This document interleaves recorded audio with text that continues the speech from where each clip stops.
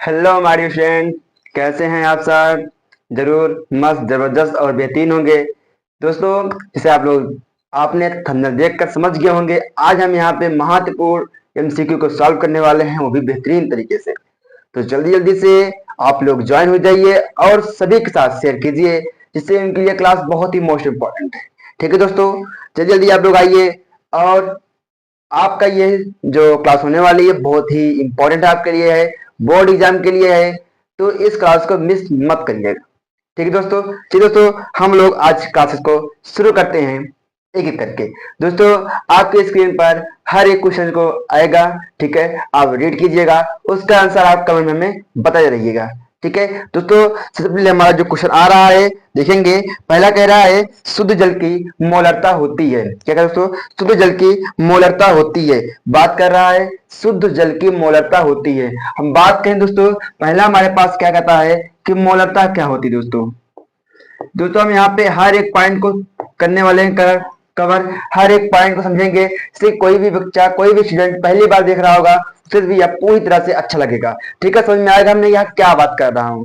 ठीक है दोस्तों, हम यहाँ बात कर रहे हैं मोलरता के बारे में। दोस्तों मोलरता होती क्या है? दोस्तों किसी विलयन में क्या किसी विलयन में एकांक लीटर आयतन में उपस्थित किसी विलयन में एकांक लीटर आयतन में उपस्थित विलेय के कुल मोलों की संख्या को ही क्या कहते हैं? मोलरता कहते हैं। दोस्तों हमने क्या बात किया? दोस्तों हमने बात किया कि मोलरता जो होती है हमारे पास, ठीक है, जो मोलरता होती है वह विलेय के विलेय के मोलों की संख्या, ठीक है, मोलों की संख्या संख्या ठीक है, और क्या यहाँ पे विलयन का आयतन। दोस्तों विलयन का आयतन, दोस्तों आप जानते हैं जो आयतन होता है दोस्तों वह करते हैं लीटर में। ठीक है दोस्तों, यहाँ पे जो हमारा विलेय का मोल संख्या दोस्तों तो हम एन से करते हैं डिनोट। तो हमारा एन होता है डब्ल्यू पान एम।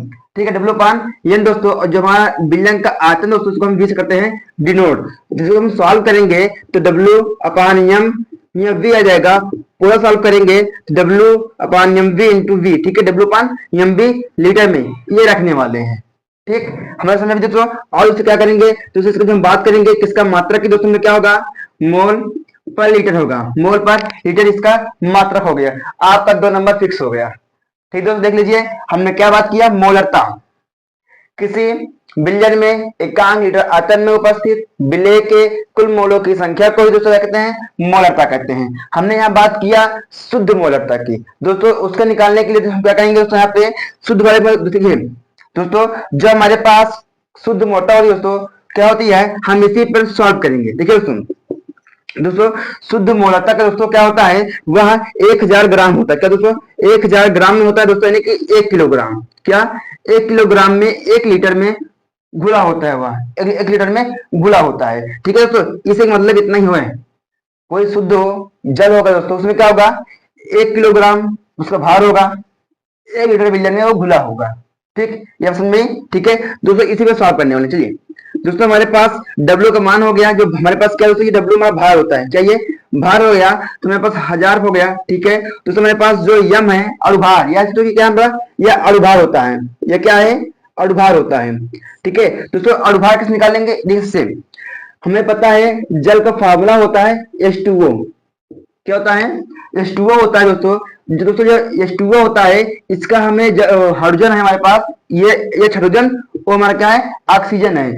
हाइड्रोजन का होता है अणुभार, यानी कि भार तो दोस्तों पास वह होता है इंटू 2 प्लस ऑक्सीजन दोस्तों होता है 8 दूनी 16। ठीक है, इसको क्या हो गया? 16 यानी कि 16 होता है इसका अणुभार। ठीक है, सॉल्व करें दोस्तों हमारा आएगा 18। क्या आएगा? 18। इसका दोस्तों हमारे पास आ गया 18 आ गया। ठीक दोस्तों, आगे हमें पता है कि हमने यहाँ बात की दोस्तों, हमने क्या बात यहाँ पे बात करने किया था कि जो हमारे पास यह है क्या वी लीटर में होता है दोस्तों, हमें पता है लीटर क्या हम 1 हो गया। ठीक, इसको दोस्तों सॉल्व करेंगे हम लोग 1000 अपान 18। इसको क्या करेंगे? डिवाइड करेंगे। दोस्तों डिवाइड करेंगे हमारा आंसर आ जाएगा 55.555। ठीक है, हमारा मोल पर लीटर आ गया। ठीक है, ध्यान देना दोस्तों। और मैं सॉल्व कर भी सिखा रहा हूं। ठीक, आप ध्यान देना, जब भी आपको बात करेगा, क्या बात करेगा कि शुद्ध जल का, किसे बोलेगा, शुद्ध जल का दोस्तों, हमेशा ध्यान रखना कि उसका क्या होगा, 55.555 होता है। ठीक दोस्तों, यह हमेशा आप लोग ध्यान रखिएगा, ठीक है, भूलना नहीं। ठीक दोस्तों, आप समझाया, जो हमारा पहला हो गया दोस्तों, इसका आंसर क्या हुआ दोस्तों, जो पहले का हमारे पास आंसर आ गया है, क्या हुआ, 50.55 मोल पर लीटर। ठीक दोस्तों, ये हमारे पास इसका आंसर हो गया। ठीक, शुद्ध जल की मोलता क्या दोस्तों, 55.55। क्लियर है। चलिए दोस्तों, हम सॉल्व करने वाले हैं अगला।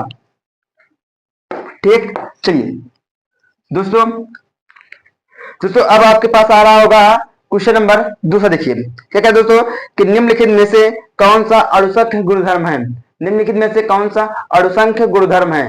दोस्तों अणुसंख्य गुणधर्म दोस्तों क्या होगा, दोस्तों हमारे पास अणुसंख्य गुणधर्म 3-4 होते हैं। देखिए कौन कौन होते हैं दोस्तों, हमारे पास एक होता है परासरण दाब, परासरण दाब, और एक होता है दोस्तों हमारे पास वाष्प दाब का उन्मन होता है दोस्तों, और क्या होता है हमारे पास, और होता है क्वथनांक का उन्नयन,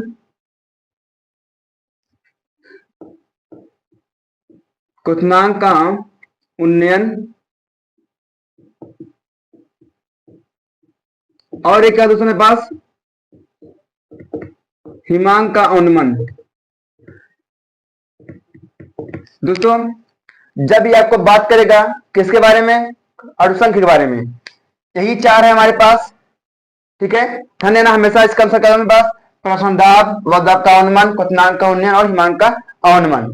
ठीक है दोस्तों, जिसमें हमारे पास पूछा था, क्या क्या था, कि निम्नलिखित में से कौन सा अणुसंख्य गुणधर्म है, कौन सा अणुसंख्य गुणधर्म है, तो हमारे पास क्या बोलेंगे, हमारे पास पहला ऑप्शन था सान्यता था, दूसरा प्रश्न दाब था, तीसरा हमारे पास प्रकाशिकी गुणन था, और चौथा हमारे पास पृष्ठ तनाव था। ठीक है, जो दोस्तों इसके साथ हमारे पास क्या होगा, हमारे पास प्रश्न दाब। ठीक है, धन्यवाद।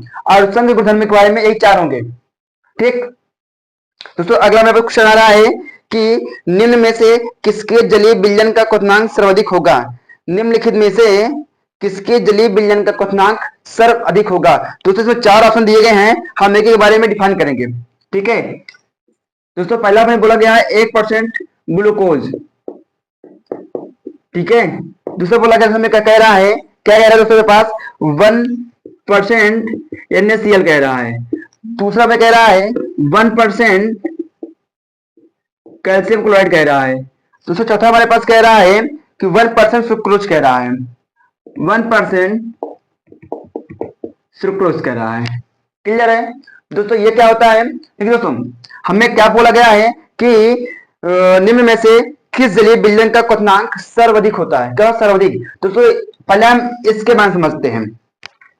दोस्तों क्वथनांक उसका अधिक होगा जिसका आयन सबसे अधिक होगा। ठीक है, देखिए दोस्तों जो हमारे पास यह है ग्लूकोज दोस्तों है, यह हमारे पास इसका फॉर्मूला C6H12O6 होता है। ठीक, जो आयन में टूट नहीं सकता है, तो ये टूटेगा तो NaCl प्लस और Cl माइनस बनाएगा। ठीक, जिसके आयन के हमारे पास 1 है। ठीक, या कर सकते हो, या फिर 1 1 2 हो गया, आप ऐसे करते हो, इसका एक आयन है, इसका एक आयन है, मिलकर 2 आयन बना रहे हैं, आप ऐसा भी कर सकते हो। ठीक, तो यहाँ देखेंगे हम लोग, कैल्शियम हमारे पास होता है 2 प्लस टूटेगा और Cl माइनस, जो 2 और 1 यानी 2 प्लस 1 मिलकर 3 बना रहे हैं। ठीक, तो मेरे पास सुक्रोज है, जो मेरे पास जल होता है, सॉरी चीनी है। ठीक है, चीनी के रूप है ये। ठीक है, सुक्रोज चीनी के रूप है दोस्तों। या भी मेरे पास क्या होता है दोस्तों, अभी टूटेगा नहीं, क्या होता है दोस्तों, C12H22O11। ठीक है, इसका फॉर्मूला होता है, यह भी आयन में नहीं टूटता है। ठीक, तुम्हारे पास यह दोनों कभी नहीं होंगे, होंगे इसमें। ठीक, दोस्तों जिसमें से जिसका आयन अधिक होगा उसका आंसर वो होगा, हमारे पास इसका आंसर 3 ही है, यानी इसका आंसर ये होगा। चाहे आप ऐसा निकाल लीजिए, या फिर ये देखिए हमारे पास यहाँ 2 प्लस बना रहा है, यहाँ पे क्या बना रहा है 1 प्लस, तो 2 प्लस वाला आयन अधिक होगा, तो इसका आंसर हमारे पास कैल्शियम क्लोराइड हो जाएगा। क्लियर है, आपको बात समझ आ गई। ठीक है दोस्तों, अभी तक आपने लाइक नहीं किया है, लाइक कर दीजिए। ठीक है, और आधी जल्दी सोच से पास शेयर कीजिए, क्योंकि यह बहुत इंपॉर्टेंट है आपके लिए, तो जल्दी कीजिए। चलिए दोस्तों, हम चलते हैं अगले क्वेश्चन की ओर। दोस्तों यह आपके लिए क्लास लाई गई है, तो इससे जरूर शेयर कीजिएगा। ठीक है दोस्तों, मेरे पास क्वेश्चन नंबर 4 आ रहा है, क्या कह रहा है देखेंगे।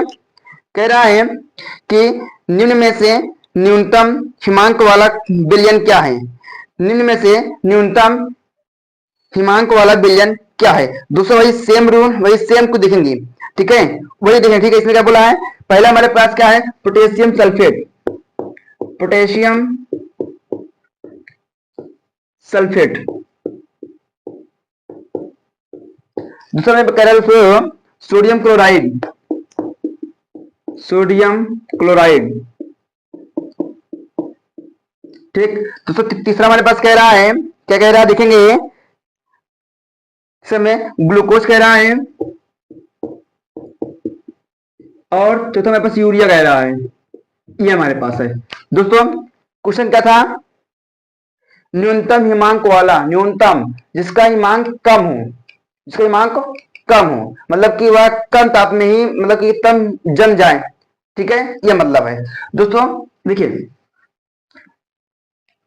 हमारे पास क्या, वही सेम रूल, वही सेम लिखेंगे। पोटेशियम हो जाएगा K2SO4 बनेगा, इसका होगा NaCl, इसका होगा ग्लूकोज C6H12O6, और इसका होगा NH2CONH2, ये होता है, ठीक। ये तो टूटेंगे नहीं, टूटेंगे यही, तो क्या होगा K+SO4 माइनस माइनस, NaCl का प्लस Cl माइनस, ठीक है। आयन जिसका अधिक होगा वही होगा हमारे पास 1 2 3 1 + 1 2, इसका आंसर यही वाला, क्लियर है। वैसे हम लोग वैसे सेम तरीका। चलिए दोस्तों देखते हैं अगला क्वेश्चन, चलते हैं हम लोग। दोस्तों अगला हमारे पास क्वेश्चन नंबर चलते हैं 5 की ओर हम लोग देखते हैं। क्या कहते हैं, बस कह रहा है कि निम्नलिखित में से किसमें विलयन का अणुसंख्य गुणधर्म नहीं है, ठीक है। क्या कह रहा है, निम्नलिखित में से किसके विलयन का अणुसंख्य गुणधर्म नहीं है। दोस्तों अभी हमने ऊपर बताया था, यह देखिए, इसके अलावा ये चार है ना, बहुत मोस्ट इंपॉर्टेंट है, पहला, दूसरा और तीसरा। जो अभी तक मैं जितना पाया दोस्तों, ये एग्जाम में कई बार पूछे गए हैं, आपको बहुत ध्यान से पढ़ना है। देखिए पूछ सकता है अणुसंख्य गुणधर्म है तो चार में से कोई एक होगा, अणुसंख्य गुणधर्म नहीं है तो इसमें से कोई एक होगा जो नहीं होगा, ये चारों तो है इसके अलावा, ठीक दोस्तों। आपके स्क्रीन देख रहे हो दोस्तों, क्या कह रहा है कि वाग दाब का अनुमान है, ठीक है। दूसरा कह रहा है हिमांक का अनुमान, ये भी है। अगला दोस्तों कह रहा है कि पृष्ठ तनाव इसमें है, नहीं है, इसका आंसर पृष्ठ तनाव ही होगा। क्या होगा, पृष्ठ तनाव, क्लियर है। आपको अभी तक ये जितना बताया समझ में आ गया होगा जरूर, ठीक है। देख लीजिए अभी तक मैं ऐसा कोई नहीं बताया जो आपको समझ ना आया हो, ठीक है। बेसिक्स बता रहा हूँ 0 पॉइंट से, जो न समझ में आए तुरंत कमेंट कीजिएगा, ठीक है। चलिए दोस्तों अगला हमारे पास क्या कह रहा है, हम देखेंगे कि 180 ग्राम 180 ग्राम जल में जल के कितने मोल होते हैं। 180 ग्राम जल में जल के कितने मोल होते हैं। दोस्तों अभी हमने इसके बारे में बात किया था पहले वाले में, ठीक है, ठीक है। बात करें हम लोग, ठीक। दोस्तों हमारे पास जो क्वेश्चन आ गया है वो 7वां है, ठीक है। अभी मैंने बात की था, ठीक है। चलिए दोस्तों मैं बात करने वाला हूं, क्या बात करने वाले हम लोग कि 180 जल में, ठीक है, हमें कहा गया है 180 कोई जल द्रव्यमान, ठीक है। कह रहा है जल का भार में, कह रहा है जल का भार W कह रहा है 180 ग्राम है, ठीक। हमें क्या मोल कह रहा है, क्या कह रहा है, मोल। मोल दोस्तों मेरे पास इसको यूज करते हैं डिनोट, और ये ज्ञात करना है। दोस्तों अभी हमने इसके ऊपर में बात किया था कि हमारा जो मोल का फॉर्मूला होता है, आप जानते हैं मोल बराबर होता है भार अपान अणु भार, ये होता है, क्लियर है। दोस्तों हमें कहा गया है कि जो जल का भार होगा दिया गया है 180, और भार बोला गया अभी हमने निकाला था कितना, 18। कैसे, हमें पता है जल का फॉर्मूला ये होता है, हाइड्रोजन का होता है एक, दो लोग हैं, दो किया प्लस ऑक्सीजन होता है 16, इसको ऐड किया 18 आया था, 80 हमने यहाँ लिखा, क्लियर है। दोस्तों इसको 18 से काटेंगे तो मेरे पास 10 आ जाएगा, इसका आंसर 10, देखिए ऑप्शन में है, क्लियर है। चलिए दोस्तों चलते हैं अगले की हम। दोस्तों अगला हमारे पास कह रहा है कि धातु जो सरलता से ऑक्सीकृत हो जाता है। दोस्तों कह रहा है कौन सा धातु है जो सल्फर से ऑक्सीकृत होता है दोस्तों? हमारे पास ऑप्शन है, क्या है? कापर, ठीक है। Cu हमारे पास दिया गया है, क्या है?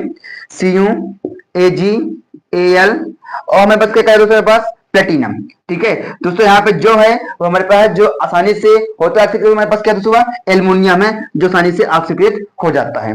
क्लियर है? चलिए दोस्तों, हमारे पास अगला क्या कह रहा है कि अच्छे चालकत्व विलयन वाले पदार्थ हैं। अच्छे चालकत्व वाले विलयन का पदार्थ है दोस्तों, क्या है? ऑप्शन में हमारे पास क्या है? दुर्बल विद्युत अपघट्य, प्रबल विद्युत अपघट्य, विद्युत अपघट्य, उत्प्रेरक। दोस्तों आप जानते हैं, पढ़े हुए किसने विद्युत वाले में क्या होता है दोस्तों? प्रबल विद्युत अपघट्य क्या होता है? वो बहुत ही अच्छे होते हैं, ठीक है। वो उनके पावर भी अच्छी होती है और वो अच्छे से क्रिया भी करते हैं, ठीक है। तेजी से सब उनके अंदर क्वालिटी होती है, ठीक है। तो क्या है? अच्छे चालकत्व कौन दोस्तों मेरे पास? क्या हो गए? प्रबल विद्युत अपघट्य, प्रबल वैद्युत अपघट्य, प्रबल वैद्युत अपघट्य, प्रबल वैद्युत अपघट्य। क्लियर है? जो अच्छे चालकत्व, ठीक है, बिल्डर में वाले पदार्थ हैं, ठीक है। क्लियर है? आपको यह समझ में आ गया होगा। ठीक दोस्तों, हमने अभी तक के टोटल 9 क्वेश्चन को सॉल्व कर चुके हैं, ठीक है। चलते हैं दोस्तों हम आगे की ओर।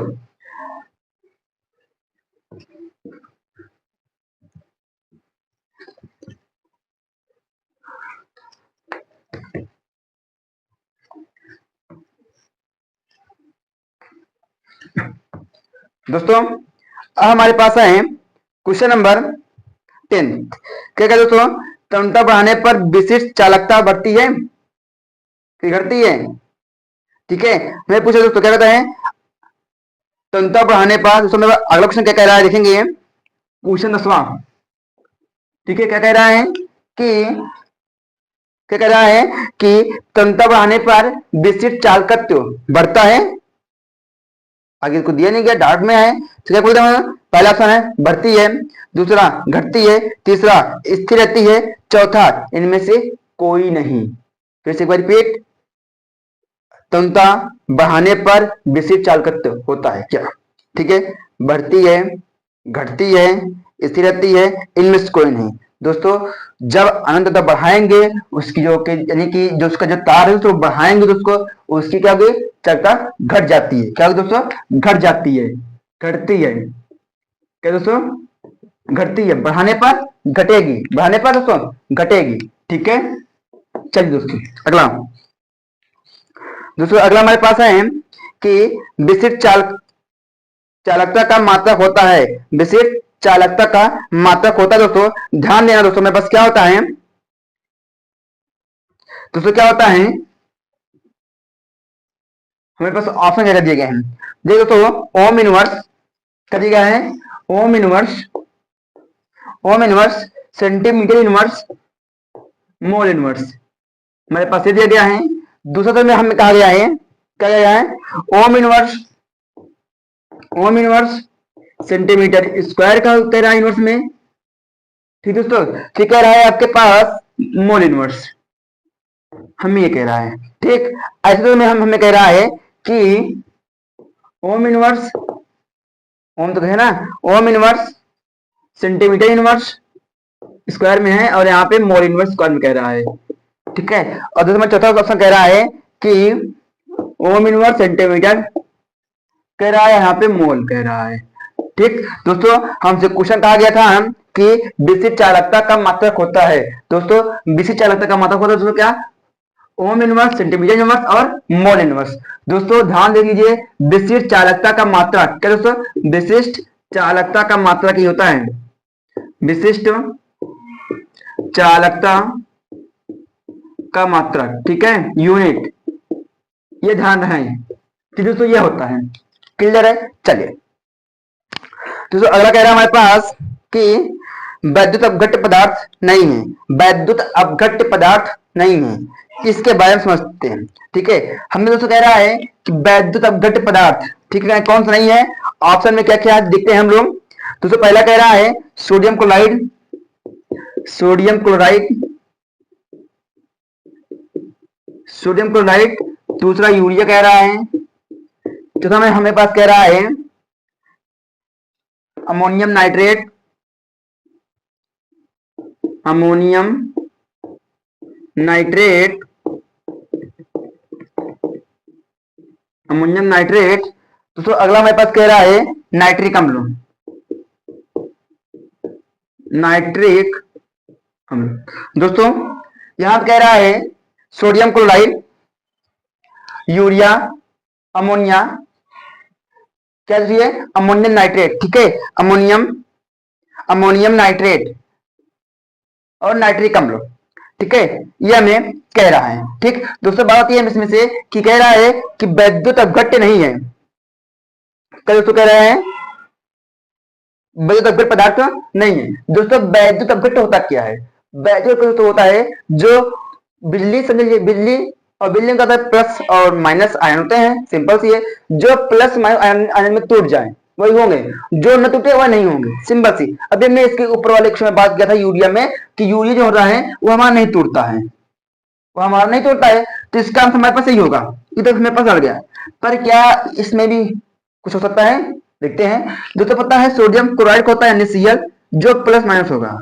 अमोनियम नाइट्रेट होता है NH4 NO3 होता है, ये तोड़ते हैं प्लस माइनस में, ये प्लस ये माइनस होता है। तो यहाँ पे ये अमोनियम है तो ये 3 बनता है हमारे पास, जानते हैं, ठीक है, यहाँ में होता ही है। ठीक फिर यहाँ पे होता है नाइट्रिक अम्ल का HNO3, जब तो मेरे पास एच प्लस का और या नो माइनस का, सिंपल सा है, ठीक है, ये टूट जाते हैं, परंतु जो यूरिया NH2CnH2 ये हमारे पास प्लस माइनस में नहीं टूटते हैं, ठीक है। चलिए दोस्तों अगला हमारे पास क्वेश्चन कह रहा है, क्वेश्चन हमारे पास आ गए हैं दोस्तों, हम लोग पहुंच चुके हैं 13 पे। क्या कह रहा है, शून्य कोटि की अपक्रिया, शून्य कोटि की अपक्रिया के लिए निम्नलिखित में से कौन सा सूत्र सही है। कह रहा है शून्य कोटि की अपक्रिया के लिए निम्नलिखित में से कौन सा सूत्र सही है, ठीक है। दोस्तों शून्य कोटि के बारे में बात किया गया है तो देखना पड़ेगा इसके बारे में क्या कहता है, ठीक है। चलिए दोस्तों ऑप्शन में क्या क्या दिया गया है देखते हैं। दोस्तों ऑप्शन कहा गया है टी हाफ अनुपाती ये कहा गया है, दूसरा बोला गया है टी हाफ 1/a कहा गया है, और अगला बोला गया है टी हाफ 1/a स्क्वायर कहा गया है, ठीक। दूसरा का क्या कहा गया, टी हाफ 8 पावर 0 कहा गया है। शून्य कोटि की बात की है, देखिए 1 है, यहां देखिए 1 बनेगा माइनस पावर में, ये भी 2 बन सकता है, पर ये देखिए 0 है, जिसकी पावर 0 वो 0 बनेगा ही, सिंपल सी बात है, आप जानते हैं इसके बारे में, ठीक है। इसका आंसर क्या दोस्तों, टी हाफ अनुपाती सूत्र में बस ए होगा, ठीक है, ये वाला आंसर। चलिए दोस्तों अगला बोला गया है कि प्रथम कोटि की क्रिया, प्रथम कोटि की क्रिया के लिए वेग स्थिरांक का समीकरण है। प्रथम कोटि क्रिया के लिए वेग स्थिरांक का मान दोस्तों क्या होता है, दोस्तों फार्मूला ध्यान दीजिए, के इक्वल टू दोस्तों होता है 2.03, ठीक है, 2.303 अपॉन टी लॉग बेस 10, यहाँ पे ए माइनस क्या दोस्तों, यहाँ पे ए माइनस एक्स, ये हमारे पास होता है फार्मूला, ठीक है दोस्तों। तो यहाँ पे जो बेस है ये बेस, ठीक है, इसका होता है बेस, ठीक है। ये दोस्तों प्रथम कोटि का होगा के equal to 2.303 upon T log base 10 एक पावर ए माइनस एक्स, ठीक है। ये दोस्तों मेरे पास क्या है, ये प्रारंभिक का है, ये क्या है हमारे पास अंतिम का है, ठीक है। हमारा बेग क्या, हमारा बेग स्थिरांक का टी हमारा समझ दिया गया है, ठीक। ये बारे में दोस्तों ये हमारे पास प्रथम कोटि का फॉर्मूला है, इसको अच्छे से याद कर लेंगे, ठीक है। और इस पे तो हम लोग बहुत सारे न्यूमेरिकल को भी सॉल्व करने वाले हैं, न्यूमेरिकल को भी, ठीक है, इस पे न्यूमेरिकल बहुत आते हैं, तो अच्छे से इसको याद कर लीजिए और समझ लीजिए, ठीक है। चलते हैं हम लोग अगले क्वेश्चन की ओर तब तक के।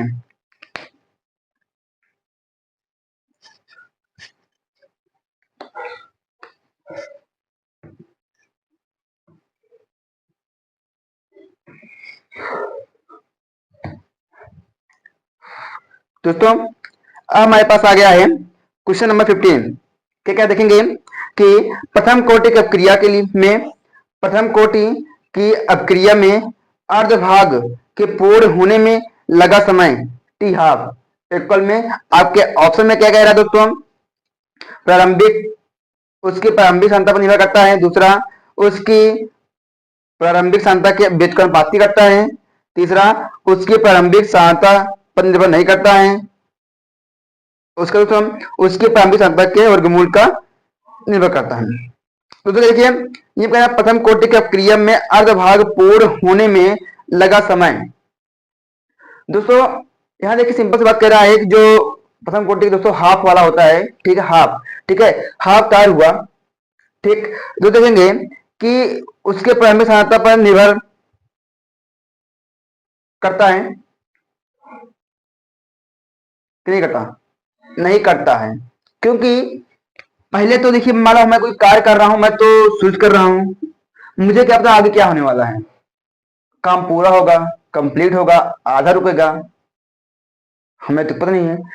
उसके प्रारंभिक सांद्रता पर निर्भर कुछ नहीं करता है, ठीक है, उसके प्रारंभिक सांद्रता पर निर्भर नहीं करता है। क्लियर है, ध्यान रहेगा। तो इसका ऑप्शन हमारे पास क्या होगा, ऑप्शन नंबर तीसरा से सही होने वाला है, तीसरा वाले में, ठीक है, इसका तीसरा ऑप्शन सही होगा। क्या होगा, उसकी प्रारंभिक सांद्रता पर निर्भर नहीं करता है, उसके प्रारंभिक सांद्रता पर निर्भर नहीं करता है, ठीक है दोस्तों, ये आप ध्यान देंगे, ठीक। चलिए दोस्तों हम बात करने वाले अगले क्वेश्चन की ओर।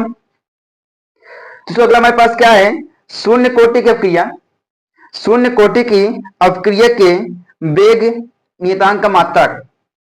दोस्तों कह रहा है शून्य कोटि की अपक्रिया के लिए वेग स्थिरांक का मात्रक। दोस्तों वेग स्थिरांक का मात्रक के बारे में पूछ रहा है, इसको देखते हैं क्या क्या होता है। दोस्तों हम यहाँ पे वेग स्थिरांक के मात्रक में जैसे आप यहाँ पे शून्य को पूछ रहा है, प्रथम पूछ सकता है, द्वितीय पूछ सकता है, तृतीय पूछ सकता है, दोस्तों उसके बारे में हम देखने वाले हैं, ठीक है दोस्तों। आपके लिए हम एक बार यहाँ पे फार्मूला दिखाने वाले हैं, जो बहुत अच्छा फार्मूला है, उसे आप रखेंगे वैल्यू आपको वहां पे मिल जाएगा, ठीक है। देखो दोस्तों क्या होता है, हमने कहा बहुत इंपॉर्टेंट फार्मूला है क्या दोस्तों, कि जो हम यहाँ पे बताने वाले हैं एक ट्रिक है, ट्रिक कर सकते हैं, मेजर समझ सकते हैं, आपकी किताब में दिया गया है, ठीक है। क्या दोस्तों, वेग स्थिरांक, वेग स्थिरांक, ठीक है, इसे कैसे कहते हैं डिनोट, तो उसका फॉर्मूला होता है मोल पर लीटर, ठीक है, litre 1 minus n second inverse, यह होता है फॉर्मूला, ठीक है दोस्तों इसको हम लोग देखने वाले हैं दोस्तों। इसी पर हम लोग हर बार रखेंगे वैल्यू। हम देखिए जानते हैं दोस्तों, हमें निकालना क्या है, हमें निकालना शून्य कोटि की अपक्रिया के लिए निकालना है दोस्तों क्या मात्रक, तो n इक्वल टू 0 हमें निकालना होगा। प्रथम के लिए 1, द्वितीय के लिए 2, तृतीय के लिए 3, ऐसा रखेंगे वैल्यू, ठीक है। तो देखने वाले यहाँ पे मोल लीटर, ठीक, दूसरे यहाँ रखने वाले हम लोग क्या रखने वाले हैं n-1, यानी कि यहाँ 0 होगा, 0 हो गया सेकेंड इनवर्स। तो देखने वाले हम यहाँ पे मोल, ठीक है, यहाँ से मेरे पास आएगा लीटर, ठीक, यहाँ से मेरे पास ये 1 हो गया, तो लिख दें सेकेंड इनवर्स, ठीक। तो यहाँ से सॉल्व करेंगे हम लोग मोल, दोस्तों यहाँ पे ये जो लीटर में है ये नीचे है, ऊपर जाएगा, बन जाएगा माइनस में यानी इनवर्स में सेकेंड इनवर्स। तो जो हमारे पास फॉर्मूला होने वाला है mole litre inverse second inverse होगा, mole litre inverse second inverse का क्या है, शून्य कोटि, शून्य कोटि अपक्रिया का मात्रक। दोस्तों ध्यान देखिए अच्छे से, इसको अच्छे देख लीजिए, ठीक है दोस्तों। हमने क्या कहा दोस्तों, हमसे क्या पूछा था कि शून्य कोटि, ठीक है, शून्य कोटि अपक्रिया का, शून्य कोटि अपक्रिया का मात्रक होता है, ठीक है, हमसे बात किया था, यह शून्य कोटि वेग स्थिरांक होता है, ठीक, ये हमें कह रहा है, ठीक। यह पूछ सकता है कि प्रथम कोटि का मात्रक होता है, द्वितीय कोटि का मात्रक होता है, ठीक है। तो क्या करेंगे, हमारे पास एक निंजा ट्रिक क्या है दोस्तों, मेरे पास यहाँ पे इसको देख लीजिए, ठीक है, इसको देख लीजिए, ठीक है। हम इसको ध्यान देंगे मोल पर लीटर, मोल पर लीटर पर n-1 minus n second inverse, इसको ध्यान देंगे, हमेशा कोई भी गलती नहीं करेंगे, ठीक है, ध्यान रखना, ठीक है। देखिए हम यहाँ बता दिए दोस्तों, इसका आंसर हमारे पास क्या हो गया, मोल लीटर इनवर्स सेकेंड इनवर्स, ठीक। मान लीजिए आपके एग्जाम में आ गया कि नहीं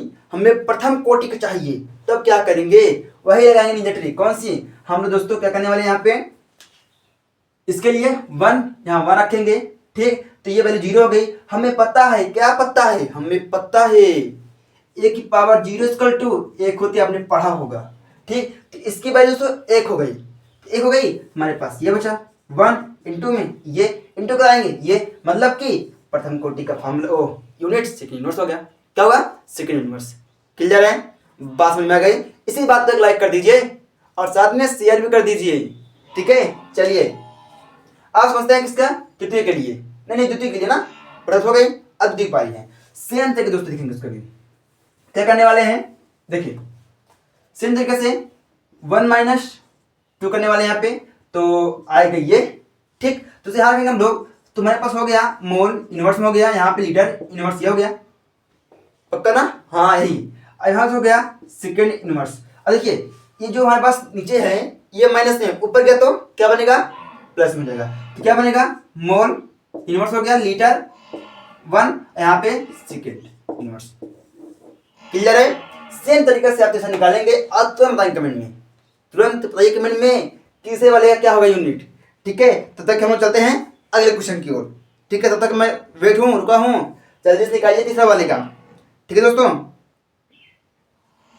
थोड़ा सा जल्दी करिए, जल्दी, टाइम नहीं है ना, अभी हमें बहुत सॉल्व करने हैं क्वेश्चंस को, ठीक है। थोड़ा जल्दी जल्दी करेंगे हम लोग, हो गया क्लियर, आ गया ना। चलिए नेक्स्ट की ओर, हो गया ना। चलिए दोस्तों हमारे पास अगला क्वेश्चन कह रहा है कि वेग स्थिरांक ताप बढ़ाने पर, ठीक है। हमें दोस्तों अगला क्वेश्चन कह रहा है वेग स्थिरांक ताप बढ़ाने पर क्या होगा,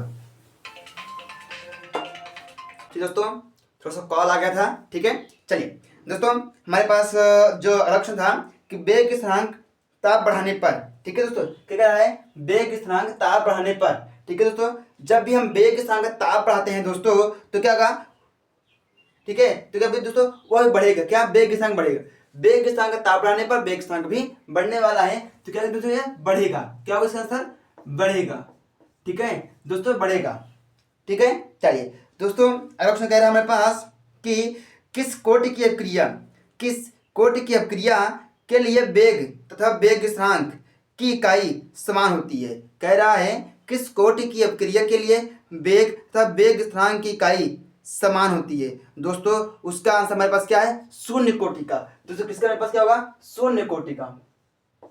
दोस्तों शून्य कोटि अपक्रिया का वेग स्थिरांक, ठीक है, क्या वेग स्थिरांक और क्या दोस्तों वेग दोनों समान होते हैं, ठीक है। इसका दोस्तों शून्य कोटि का, क्लियर है। चलिए दोस्तों अगला कह रहा है कि रंगीन, ठीक है, हमने बात करने वाला हूं रंगीन, किसका रंगीन, ठीक है, रंगीन आयनों का निर्माण संभव होता है जब यौगिक के विद्यमान होते हैं, ठीक है। हमें क्या है दोस्तों कि रंगीन आयन, कौन से रंगीन कलरफुल आयन, ठीक है, का निर्माण संभव कब होता है, जब आपके पास पदार्थ दिए हो। तो दोस्तों हमें जब भी कोई भी कॉम्प्लेक्स दिया हो, कोई पदार्थ दिया गया हो, ठीक है, उसका हम सबसे पहले निकालेंगे क्या, इलेक्ट्रॉनिक विन्यास निकालेंगे, क्या निकालेंगे इलेक्ट्रॉनिक विन्यास। तो दोस्तों हम सिंपल से मान लीजिए हम कोई भी ले रहे हैं, तो क्या मान लीजिए कि हम यहाँ पर लेने वाले हैं आयरन का, ठीक है। तो जब हमने आयरन का कोई एक कंपाउंड लिया, ठीक है, ये हमारा एलिमेंट है, तो मैं मान कंपाउंड ले, ठीक है, यौगिक ले रहा हूँ, ठीक है, और लेना दोस्तों हमें पता है इसका 26 होता है, ठीक।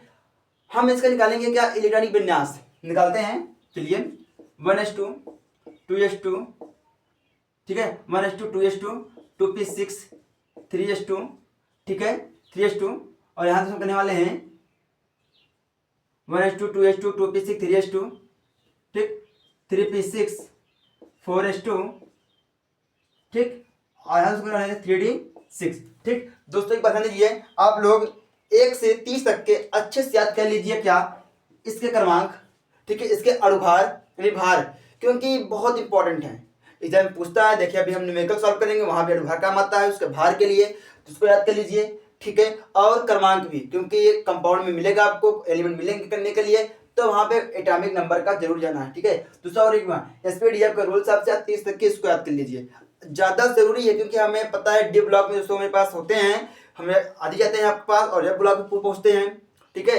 तो हमें जरूरी सबके लिए पूरी जरूरी है, ठीक है, परंतु 30 तक तो अच्छे से ज्यादा हो, ठीक है। दोस्तों हम अब लिख दे रहे हैं यहाँ पे, क्या करेंगे 1s2 2s2 2p6 3s2 3p6 4s2 और यहाँ पे 3d10, तो उससे हमारे पास होते हैं, ठीक। आप काउंट कर लीजिए, हमारे पास होंगे 6 6 10 हो गए यहाँ पे, या 15 18 में 30, यानी पूरा 30 तक के काम करने वाला है, क्लियर है। चलिए हम बात कर रहे हैं कि जो हमारे पास यौगिक होते हैं वह रंगीन कलर कब देते हैं। रंगीन रंगीन कलर कब देंगे दोस्तों, जब हम इसका इलेक्ट्रॉनिक विन्यास निकालेंगे और इलेक्ट्रॉनिक विन्यास निकालने के बाद, ठीक है, व्यास निकालने के बाद दोस्तों हमारे पास जो भी कॉम्प्लेक्स होगा, क्या होगा, कॉम्प्लेक्स, ठीक है, उसका निकाल लेंगे हम ऑक्सीकरण अवस्था। क्या निकाल लेंगे, ऑक्सीकरण अवस्था निकाल लेंगे। ठीक है, अभी हम आगे बात करेंगे, ठीक है, अवस्था के बारे में बात करेंगे, ठीक है, कि हम लोग, ठीक है, तो उसको निकाल लेंगे और वहां पे जो भी हो, ठीक है, उसको मान लीजिए दोस्तों मेरे पास कोई भी प्लस प्लस कह रहा है, ठीक है, प्लस प्लस कह रहा है, ठीक कह रहा है, तो हमारे पास हम क्या करें दोस्तों, यहाँ पे जो मेरे पास ये ना, ये वाला है, देखिए हमारे पास यहाँ पे 1 2 2 2 3 4, जिसमें ज्यादा होगा दोस्तों हम उसको लेंगे, यहाँ पे 4 को निकाल देंगे। ठीक है, मेरे पास आएगा 4 0, यहाँ बनेगा 3D 6 बनेगा। ठीक, ये होने के बाद जो ऑक्सीजन अवस्था होगा उसको लगाएंगे, वहां पे हम आयन को बाहर निकालेंगे। ठीक, और जो बचता है उस ऑर्बिटल के हमारे पास डी है, डी होते हैं कितने, 5 1 2 3 4 5। क्लियर है, इसमें हम इलेक्ट्रॉन फिल करेंगे, पहला पेयर फिर नॉन पेयर। ठीक है, 1 2 3 4 5 6 ये होगा। ठीक, दोस्तों देखिए हमारे पास जो पेयर है, कोई दिक्कत नहीं, उसे युग्मित बोलते हैं। जो अनपेयर होंगे वो होगा अयुग्मित, जिसमें जिस कंपाउंड के एलिमेंट में अयुग्मित इलेक्ट्रॉन होंगे, अनपेयर इलेक्ट्रॉन होंगे, वो हमारे क्या होंगे दोस्तों, रंगीन कलर के, रंगीन कलरफुल ध्यान देंगे, कलरफुल। ठीक है, और वह क्या दोस्तों, और अनुचुंबकीय भी होंगे, क्या कहते हैं ना, अनुचुंबकीय भी होंगे और कलरफुल भी देंगे। दोस्तों क्या होंगे, अनपेयर इलेक्ट्रॉन होंगे दोस्तों, अनपेयर इलेक्ट्रॉन, क्या दोस्तों, अयुग्मित इलेक्ट्रॉन। ठीक है, होने पर ये रंगीन होंगे और अनुचुंबकीय होंगे। ठीक है, ठीक, देखिए 1 2 3 4 लोग हैं जो खाली हैं, अनपेयर है, फुल नहीं है। ठीक है, जिसके लिए हमारी होंगी। क्लियर है, आपके पास समझ आ गई। चलिए दोस्तों अगला हमारे पास क्या आता है, निम्नलिखित में से रंगहीन संकुल आयन है। रंगहीन मतलब इसमें कलर, हाँ दोस्तों एक बताओ, देखिए इसमें सामने पैसे, जब हमारे पास ये जो बॉक्स है, आयन है, ये तो अनपेयर है, जब पेयर होंगे तो जब से पेयर जाएंगे, ठीक है, तो क्या करेंगे कि इसी का उल्टा, रंगीन है तो रंगहीन हो जाएगा, रंगहीन।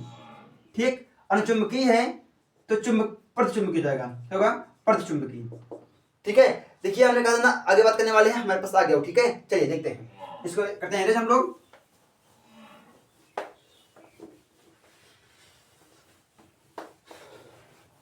चलिए दोस्तों मेरे पास जो अगला क्वेश्चन कह रहा है, क्या कह रहा है कि निम्नलिखित में से रंगहीन संकुल आयन है, रंगहीन संकुल आयन है। दोस्तों देखिए हमारे पास जो 4 दिए गए हैं, कितना 4 दिए गए हैं। ठीक है, इनको हम एक एक को सॉल्व करते हैं। चलिए दोस्तों मैं पहला कह रहा है, पहला क्या है, कॉपर में ये नेक्स्ट 4 अमोनियम है, 3 यहाँ 4 हो गया, और पूरे कॉम्प्लेक्स में कह रहा है हमारे पास 2+ है। अगला हमारे पास कह रहा है जिंक है, ठीक, और जिंक के पास कह रहा है दोस्तों मेरे पास NH3 4 हो गया, यहाँ पे 2+ कह रहा है। अगला हमारे पास कह रहा है दोस्तों आप Fe2O, और उससे आप कह रहे हैं हमने 6 3+। क्लियर है, अगला हमारे पास कह रहा है, इसे देख रहा हूँ लोग, क्या कह रहा है कि FeCN6 यहाँ पे 3+। ठीक, चलिए तो हमारे पास ये आयन सबको दिए गए हैं, सिंपल देख लीजिए, कोई दिक्कत नहीं है। ठीक है, हमें इन्हीं को बताना है कि इसमें से कौन सा कॉम्प्लेक्स, कौन सा संकुल आयन क्या है, रंगहीन है, कलर नहीं देते हैं। ठीक, देखिए करने का तरीका है, अब यहाँ पे हमने एक बात आपको बताने के लिए ऑक्सीकरण अवस्था उसको निकालते हैं, फिर करते हैं। ठीक है, चलिए दोस्तों जब ये बात करेगा ऑक्सीकरण अवस्था में निकलेगा किसका, सेंट्रल एटम का। ठीक है, आप एक बार ध्यान दीजिए दोस्तों, एक ही आपने पढ़ेंगे उस सोसाइटी में पढ़े होंगे आप लोगों ने, वार्नर सिद्धांत, उन्होंने बताया दोस्तों कि हमारे पास जो ये होते हैं, ये हमारे क्या होते हैं, उस संयोजी क्षेत्र होते हैं। ठीक है, कोऑर्डिनेशन स्फीयर होते हैं। ठीक, और जो दोस्तों इसके बाहर होंगे, आपको यहाँ मिल जाएंगे, यहाँ मिल जाएंगे। ठीक है, वो हमारे काउंटर आयन होते हैं, क्या होता है, काउंटर आयन होते हैं। क्लियर है, और दोस्तों मेरे पास क्या होंगे, जो इसके ये है दोस्तों, ये ठीक है, ये हमारे कहते हैं सेंट्रल एटम यानी कि केंद्रीय धातु होते हैं। ठीक, और जो इसके चारों ओर होंगे वो लिगेंड होंगे, क्या होंगे, लिगेंड होंगे। क्लियर है, बस इसी के बारे में बताया था। और उन्होंने कहा था जो यहाँ पे एक आयन होता है और ये आयन होते हैं, ठीक है, प्राथमिक द्वितीयक, ठीक है, ये दोस्तों जो बाहर वाले आयन होंगे वो जल में घुल के टूट जाते हैं, अंदर वाले नहीं टूटते हैं, ठीक। इसे भी हमने क्या वायनर सिद्धांत भी पढ़ लिया, ठीक है, शॉर्ट फॉर्म में। चलिए दोस्तों देखते हैं हमेशा किसको निकालेंगे हम लोग, सेंट्रल एटम का। इसको रिएक्ट करते हैं प्लस, इसका तो होता है ऑक्सीजन अवस्था होती है 0, ठीक। इक्वल में यहाँ 2 प्लस है, +2 किया, =2 आ गया, इसका ऑक्सीजन अवस्था 2, ठीक। सेम तरीके दोस्तों हमें पता है कॉपर होता है 29, ठीक, जिंक का 30, इसका 26, इसका 26, इसलिए हमने कहा था जरूरी है, ठीक, निकालिए हम लोगों ने, ठीक। देखिए दोस्तों जब हम लोग इसका निकालेंगे 2 इसका निकल गया, ठीक है, इसका 2, इसका 3, इसका 3 निकलेगा, ठीक है, सेम, ठीक। देखिए दोस्तों जब हमें पता है लास्ट में आने वाले सभी डी ब्लॉक के हैं, संक्रमण अवस्था के हैं, ठीक है, और डी में आएंगे ही मेरे पास ये बनेगा, ठीक है, ये बनने वाला है। देखिए इसके लास्ट में जो बचेंगे हमारे पास क्या बचने वाले हैं, इसके हमने 2 निकाल दिए, ठीक है, जो हमारे पास लास्ट बचने वाले हैं 4 0 यहाँ और यहाँ बचने वाले हैं 3D9, ये बचेंगे, ठीक। और दोस्तों हमारे पास और क्या बचने वाले हैं, इसमें बचेगा लास्ट में 4S 0 और यहाँ बचने वाले हैं 3D10, कुछ यही ना। आगे जो इसमें बचने वाले हैं 4S 0 और यहाँ बचने वाले हैं दोस्तों 3D, यहाँ देखिए 26 से 6 आएगा, मैं यहाँ 3 निकालना है, यहाँ बचने के पास 5 आ जाएंगे। वही सेम तो यहाँ निकालेंगे हम लोग 4S2 3D5, क्लियर है। चलिए दोस्तों ये हो गया, ठीक है, ऐसा कुछ निकलेगा। तो जानते हैं हमने अभी बात करा जब ये पूरे फिल होंगे, ठीक है, देखिए इसका करेंगे, इसका कॉपर का होता है 29, यहाँ 9 बचे हुए हैं, तो 1 2 3 4 5 6 7 8 9, एक खाली हो गया, मतलब ये हमारा अनपेयर इलेक्ट्रॉन है, ये हमारे पास कलर देंगे, ठीक। जब हम इसका निकालेंगे, यहाँ जिसके पास 10 है पूरे फिल हो जाएंगे, तो हमारे पास जो इसका आंसर होना है तो जिंक वाला, क्या है, जिंक। यही जो जिंक है दोस्तों ये हमारे पास क्या है, ये अनपेयर इलेक्ट्रॉन नहीं देता है, मतलब ये पेयर इलेक्ट्रॉन है और ये कलरफुल नहीं होंगे, ये रंगीन होंगे, कलरलेस होंगे, ठीक। इसका तो हमारे पास ये होने वाला है। अब बाकी हमने देखा था, ठीक है दोस्तों, आप लोग इसका जो हमने यहाँ निकाला हुआ है आप इसके निकाल करके आज का ऑप्शन निकाल करके करेंगे, ठीक है। चलिए करते हैं हम लोग इसके बारे में और समझते हैं, आगे क्वेश्चन करते हैं।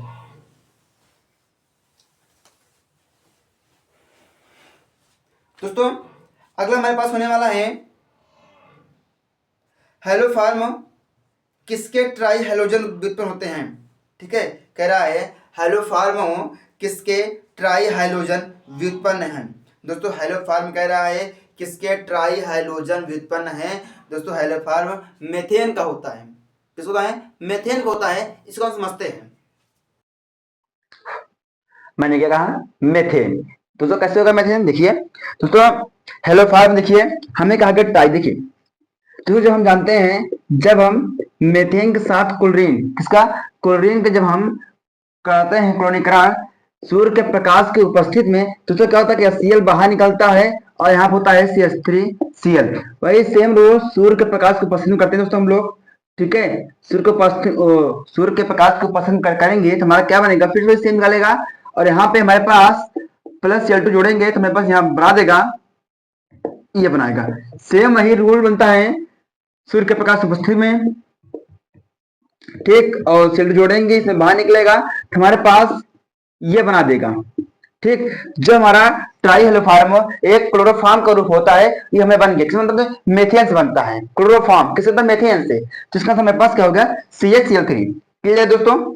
चलिए दोस्तों अब हमारे पास अगला क्या कह रहा है कि निम्न में से कौन सा यौगिक कहीं जरूरत नहीं देता है। दोस्तों कह रहा है निम्नलिखित में से कौन सा कहीं जरूरत नहीं देता है। तो जानते हैं कि हम लोग जो होता है कहीं जारो वह हम एल्डिहाइड निकालते हैं, ठीक है दोस्तों। जानते हैं, देखिए हमारे पास फॉर्मेल्डिहाइड, ठीक, ऑप्शन मेरे पास यह है दोस्तों। ऑप्शन में और हमारे पास क्या है, और क्या कह रहा है, CH3 CH2 CHO हो गया, और हमारे पास ऑप्शन में क्या है, CCl3 CHO, और हमारे पास क्या है, हमारे पास CH3 का होल थ्राइस CCHO, हमारे पास ये हो गया। कह रहा है निम्नलिखित में से कौन सा कैनिक जैव अभिक्रिया नहीं देता है। तो देखेंगे ध्यान से, हमारे पास जो एल्डिहाइड समूह है वह इसके साथ ये अल्फा पे है ना, है नहीं है, क्योंकि देखिए जानते हैं कि हमारे पास जो भी होते हैं उसके साथ पहला कार्बन जुड़ा होता है वो अल्फा होता है, और अल्फा कार्बन जुड़ा होगा होता है अल्फा हाइड्रोजन वो होता है, ठीक है। जिसमें अल्फा हाइड्रोजन नहीं पाया जाता दोस्तों वो हमारे पास उन्नीते देंगे। तो दोस्तों इसके पास नहीं है, ठीक, परंतु इसके साथ है क्या है अल्फा, अल्फा के साथ जुड़ेंगे हाइड्रोजन, इसके पास है, ठीक, इसके पास भी नहीं है, इसके पास भी नहीं है, परंतु इसके साथ है, ठीक है, तो ना जिसके साथ अल्फा हाइड्रोजन नहीं पाए जाएंगे वो कई जैव क्रियाएं कभी नहीं देती हैं, ठीक है। इन सॉरी मैंने उल्टा बोल दिया, जिसके साथ कैनिज जैव अभिक्रियाएं नहीं पाई जाती हैं, सॉरी मैं क्या बोल रहा हूं, ध्यान फिर से, हमने कहा जो होते हैं अल्फा हाइड्रोजन, क्या होता है अल्फा हाइड्रोजन, ये क्या होते हैं दोस्तों अल्फा हाइड्रोजन, जिसमें ये नहीं पाए जाएंगे उसमें कैनी जारो अभिक्रिया देगी, कई जारो अभिक्रियाएं होगी, जिसमें पाया जाएगा वह कई जारो अभिक्रियाएं कभी नहीं देंगी, इसमें पाया गया है तो ये वाला हमारे पास नहीं देगा, ठीक है। इसका ऑप्शन हमारे पास दूसरा सही है, क्लियर है। चलिए दूसरा मेरे पास अगला कह रहा है कि फार्मिलिन जलीय विलयन है, फार्मिलिन जलीय विलयन है दोस्तों, जो फार्मिलिन है वह फार्मेल्डिहाइड रूप होता है, फार्मिलिन दोस्तों जो CHO, ठीक है, ये जो फार्मिलिन होता है वह फार्मेल्डिहाइड का रूप होता है, ठीक है, जो जल में घोलने पर बनता है, क्लियर दोस्तों, बस नया क्लियर है। चलिए समझ में ध्यान ना, फार्मिलिन जो होता है वो फार्मेल्डिहाइड का रूप होता है। दोस्तों हमारे पास अगला क्वेश्चन आ गया है, अगला क्या कह रहा है, निम्न में से कौन सा सबसे प्रबल अम्ल है, ठीक है, इसको हम लोग क्या कहते हैं,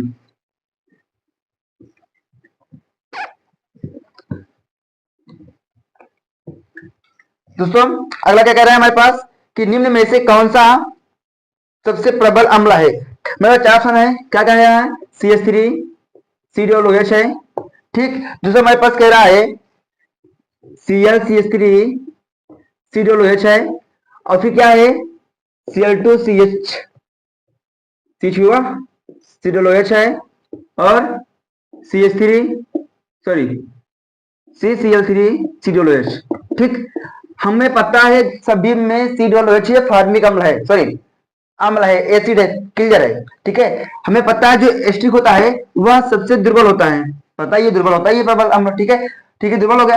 अब इसके अलावा देखिए इसके पास Cl, इसके पास 2, इसके पास 3 Cl हैं, ठीक है, अब जानते हैं Cl में इसकी आवश्यकता होती है, क्लियर, उतने में प्लस की आवश्यकता होगी, ठीक, तो प्लस जानते हैं, इस पर हमारे पास क्या होता है हाइड्रोजन का रूप होता है, ठीक, जो सबसे ज्यादा इसमें बनेगा किसमें CCl3 CdOH में, इसका मतलब है सबसे ज्यादा ये हमारे पास प्रबल अम्ल होंगे, क्लियर है। चलिए दोस्तों अगला हमारे पास क्या कह रहा है कि निम्नलिखित में से कौन सा फेलिंग विलयन का अपचयन है, सॉरी अपचयन नहीं देता है, ठीक है, हम जो क्या कह रहा है कि निम्नलिखित में से कौन फेलिंग विलयन का अपचयन नहीं कर सकता है, ठीक है, बात कर रहा है फेरिंग विलयन का।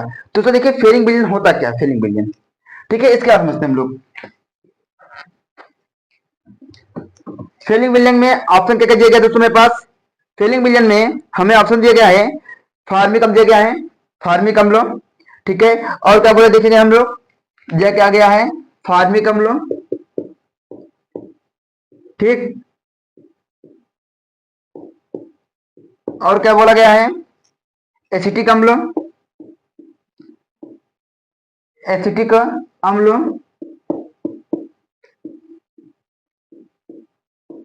अगला और क्या बोला गया है फॉर्मेल्डिहाइड अम्ल,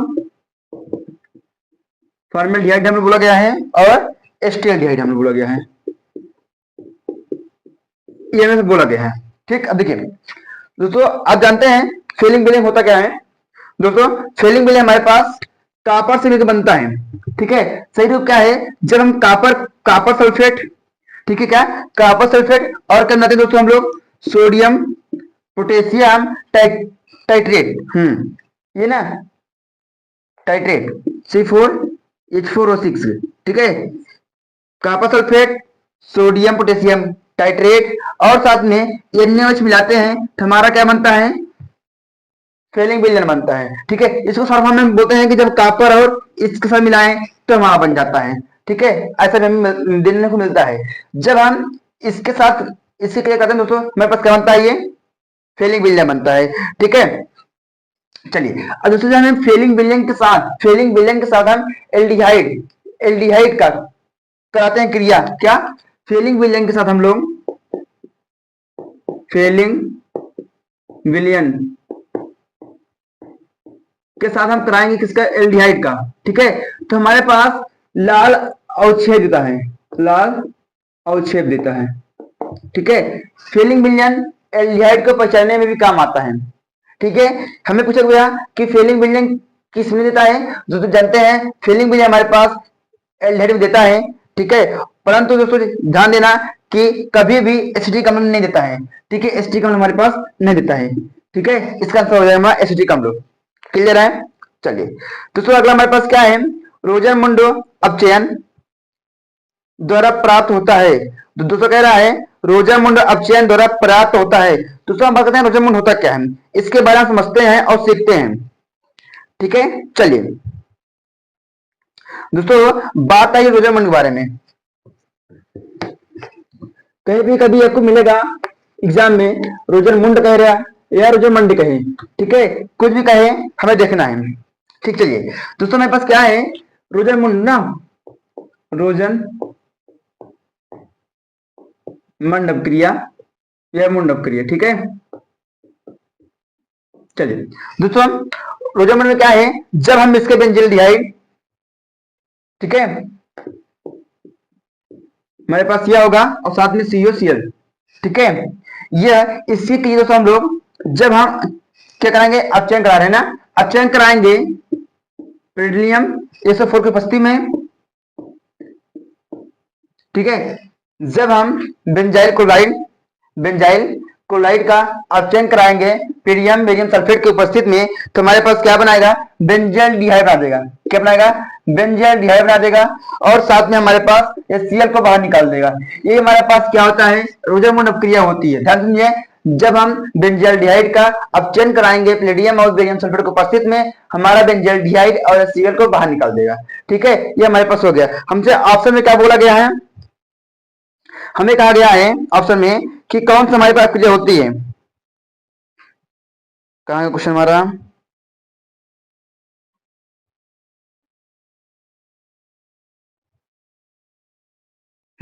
रोजरमुंड अपचयन द्वारा प्राप्त होता है एल्डिहाइड। क्या, अब एल्डिहाइड, इसका ऑप्शन हमारे पास क्या है, ऑप्शन नंबर पहला, ऑप्शन नंबर पहला। ठीक है, चलिए तो अगला कह रहा है हमारे पास जब हम एसिटिक अम्ल, क्या, जब हम एसिटिक अम्ल का P2O5 के साथ गर्म किया जाता है, तो निम्न में से कौन सी यौगिक प्राप्त होते हैं, CH3CO का होल्ट है जो मेथियन कह रहा है, फिर CH3COCC कह रहा है और CH3CHO कह रहा है। ठीक है, इसके बाद हम देखते हैं क्या प्राप्त होता है। ठीक है, हमें एसिटिक अम्ल कह रहा है। ठीक, इसको हम समझते हैं। चलिए तो हम समझिए ना रोजरमंड के बारे में, क्या होता है रोजरमंड, रोजरमंड क्या दोस्तों, जब हम बेंजाइल क्लोराइड की क्रिया की अपचयन, ठीक है, अपचयन कराएंगे प्लेटिनियम बेरियम सल्फेट की उपस्थिति में, तो हमारे पास क्या बेंजाइल डाई प्राप्त होता है, साथ में Cl। ठीक है, ध्यान रखना। आगे दोस्तों हमें बात किया गया जब हम एसिटिक अम्ल की क्रिया किसके साथ कराने वाले हैं, फास्फोरस पेंटाऑक्साइड। ठीक है, फास्फोरस पेंटाऑक्साइड की उपस्थिति के साथ गर्म करते हैं तो क्या कहता है, निम्न में से कोई अभिक्रिया प्राप्त होती है। ठीक है, तो ना जब हम एसिटिक अम्ल को फास्फोरस पेंटाहाइड्राइड के साथ गर्म करते हैं तो हमारे पास एसिटिक एनहाइड्राइड प्राप्त होता है, CH3CO का होल ट्वाइस वो प्राप्त होता है। ठीक है, हमारे पास ये क्या है, एसिटिक एनहाइड्राइड प्राप्त होता है। ठीक दोस्तों, क्लियर है, इसका ऑप्शन हमारे पास पहला सही है। ठीक है, ऑप्शन पहला, इसका नाम क्या है, एसिटिक एनहाइड्राइड। क्लियर है, चलिए दोस्तों अगला हमारे पास कह रहा है जल अपघटन पर बेंजेमाइट बनता है, जल अपघटन पर बेंजेमाइट बनता है। दोस्तों बेंजेमाइट के बारे में समझते हैं, चलिए देखते हैं। ठीक है, करते हैं जिसको हम लोग। चलिए दोस्तों, कह रहा है हमारे पास जल पर बेंजेमाइट बनता है। ठीक है, कह रहा है जल में से बेंजेमाइट बनता है। दोस्तों क्या कहते हैं हम लोग, चलिए कहते हैं हम लोग बेंजेमाइट। ठीक है, कैसे बनेगा देखिए दोस्तों, बनाने के हमारे पास दो तरीके हैं, दो तरीके। कौन कौन से दोस्तों? पहला हमारे पास क्या क्या होता है कि जब हम बेंजोनाइट्राइल, क्या बेंजोनाइट्राइल, ठीक है, बेंजोनाइट्राइल C6H5 CN के साथ हम जल अपघटन कराएंगे। ठीक है, जल अपघटन कराएंगे, अम्लीय और क्षारीय की उपस्थिति में हमारे पास क्या है, बेंजेमाइट प्राप्त होगा, बेंजेमाइट प्राप्त होगा। ठीक है, C6H5 CnH2 हमारे पास क्या प्राप्त होगा। ठीक, एक तरीका ये हो गया। दोस्तों हमारे पास क्या होता है, एक होता है जब हम बेंजोइक अम्ल के साथ, किसके, बेंजोइक अम्ल के साथ करेंगे, वही सेम तरीका। ठीक है, गर्म करेंगे, हमारे पास क्या मिलेगा, C6H5CuNH2 हमारे पास क्या मिलेगा। ठीक है, पहला क्या हमारे पास है, बेंजाइल नाइट्राइड के साथ जल अपघटन कराएंगे अम्लीय क्षारीय की उपस्थिति में, हमारे पास क्या मिलेगा, उसके पास बेंजाइम प्राप्त होगा। वही सेम क्या है, यहाँ बेंजोइक के साथ करते हैं। ठीक, हमारे पास ऑप्शन में क्या कह रहा है दोस्तों, हमारे पास ऑप्शन में कह रहा था कि जल अपघटन कराने पर क्या बेंजोइक डिहाइड बन रहा है, बेंजोइक अम्ल बन रहा है, नाइट्रिक बेंजोइक अम्ल प्राप्त होता है। ठीक है, और क्या है, एथिल बेंजोइट कर रहा है, इथेनॉल। अभी हमने देखा दोस्तों, हमारे पास एक नाइट्राइल से बनता है, एक हमारे पास इससे बनता है। ठीक है, किससे, बेंजोइक के साथ। इसका ऑप्शन नंबर दूसरा ही है, बेंजोइक, ऑप्शन नंबर दूसरा बेंजोइक अम्ल। क्लियर है, चलिए दोस्तों समझते तो हम अगला हम लोग। दोस्तों का हमारे पास क्वेश्चन आ गया है, कैनिजारो अपक्रिया देती है, ये दिखाती है, प्रदर्शित करती है। दोस्तों अब जानते हैं कैनिजारो अपक्रिया दोस्तों हमारे पास क्या होता है। अभी अभी इसके पीछे बात करें हम लोग। दोस्तों कैनिजारो अपक्रिया है, हम लोग फॉर्मेल्डिहाइड से करते हैं। ठीक है, हमें आपसे कहा गया है बेंजोइक अम्ल, टालेन, बेंजल्डिहाइड या फार्मिक अम्ल। तो आप जान लीजिए कि जो कैनिजारो अपक्रिया होती है, हम CHO इसके साथ करते हैं NaOH के। ठीक है, हम कराएंगे, हमारे पास दो चीज बनता है, क्या क्या बनेगा देखते हैं इसके बारे में हम लोग। हमारे पास दोस्तों जब इसी का हम लोग एक कराएंगे ऑक्सीकरण, ऑक्सीकरण, एक कराएंगे इसी दोस्तों कराएंगे अपचयन। ठीक है, क्या दोस्तों, जब इसका एक बार कराएंगे ऑक्सीकरण, एक कराएंगे अपचयन, तो हमें दोनों मिलने वाले हैं। देखते हैं तो क्या क्या मिलने वाला है। ठीक है, देखते हैं। ऑक्सीकरण कराएंगे, हमारे पास क्या बनेगा, और अपचयन करने पर दोस्तों, अपचयन करने पर हमें बनेगा CH3CO सॉरी CH3COONA बनेगा। ठीक, और ऑक्सीकरण करने पर सॉरी सॉरी ये बनेगा हमारे पास ऑक्सीकरण करने पर। ठीक है, और अपचयन करने पर हमें बनेगा CH3CO। ठीक है, एक बनाएगा सोडियम फॉर्मेट, एक बनाएगा मेथनॉल। ठीक है, एक को बनाएगा, वही सेम फॉलो कराएंगे अपने किस पे, बेंजल्डिहाइड के लिए। ठीक है, में जो NaOH है उसमें शांत रहेगा, क्या शांत रहेगा। ठीक है, NaOH साथ कराएंगे, वही सेम रूल हो गया। तो हमारे पास यहां बना देगा, क्या बनाएगा, यही रूप रहेगा, एक मार बनाएगा और एक मार बना देगा COO के रूप में। ठीक है, चलिए आप इसको अच्छे से समझ गए होंगे। चलिए अगला हम लोग, ठीक, एक हमारे पास ये बनाएगा, एक ये बनाएगा। क्लियर है, चलिए दूसरे तरीके हम लोग क्वेश्चन में चलते हैं, अगले क्वेश्चन की ओर। दोस्तों ध्यान दीजिए, कैनिजारो को अच्छे समझ लीजिए। ठीक है, और बेहतरीन तरीके सीखिए।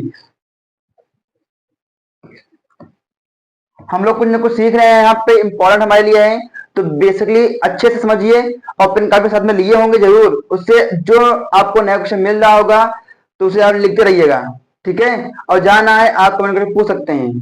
ठीक, हम उसको आपको अभी मान लीजिए न दे सकें, पर हम बाद में आपको रिप्लाई जरूर देंगे। ठीक है, क्योंकि अभी हम रिकॉर्ड ही कर रहे हैं, बना ही रहे हैं आपके लिए ही। चलिए अभी हम देंगे तो कैसे जवाब कर पाएंगे।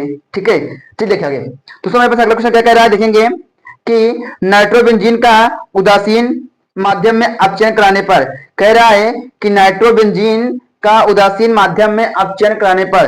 तो मेरे पास क्वेश्चन कह रहा है, इसको अच्छे समझते हैं, ठीक है। इसके 3 तरह के आंसर में मिलेंगे, उदासीन, क्षारीय और अम्लीय, हम सभी के बारे में जानने वाले हैं। तो ये दोस्तों हमने क्या बोला, नाइट्रोबेंजीन, ठीक है, समझते हैं।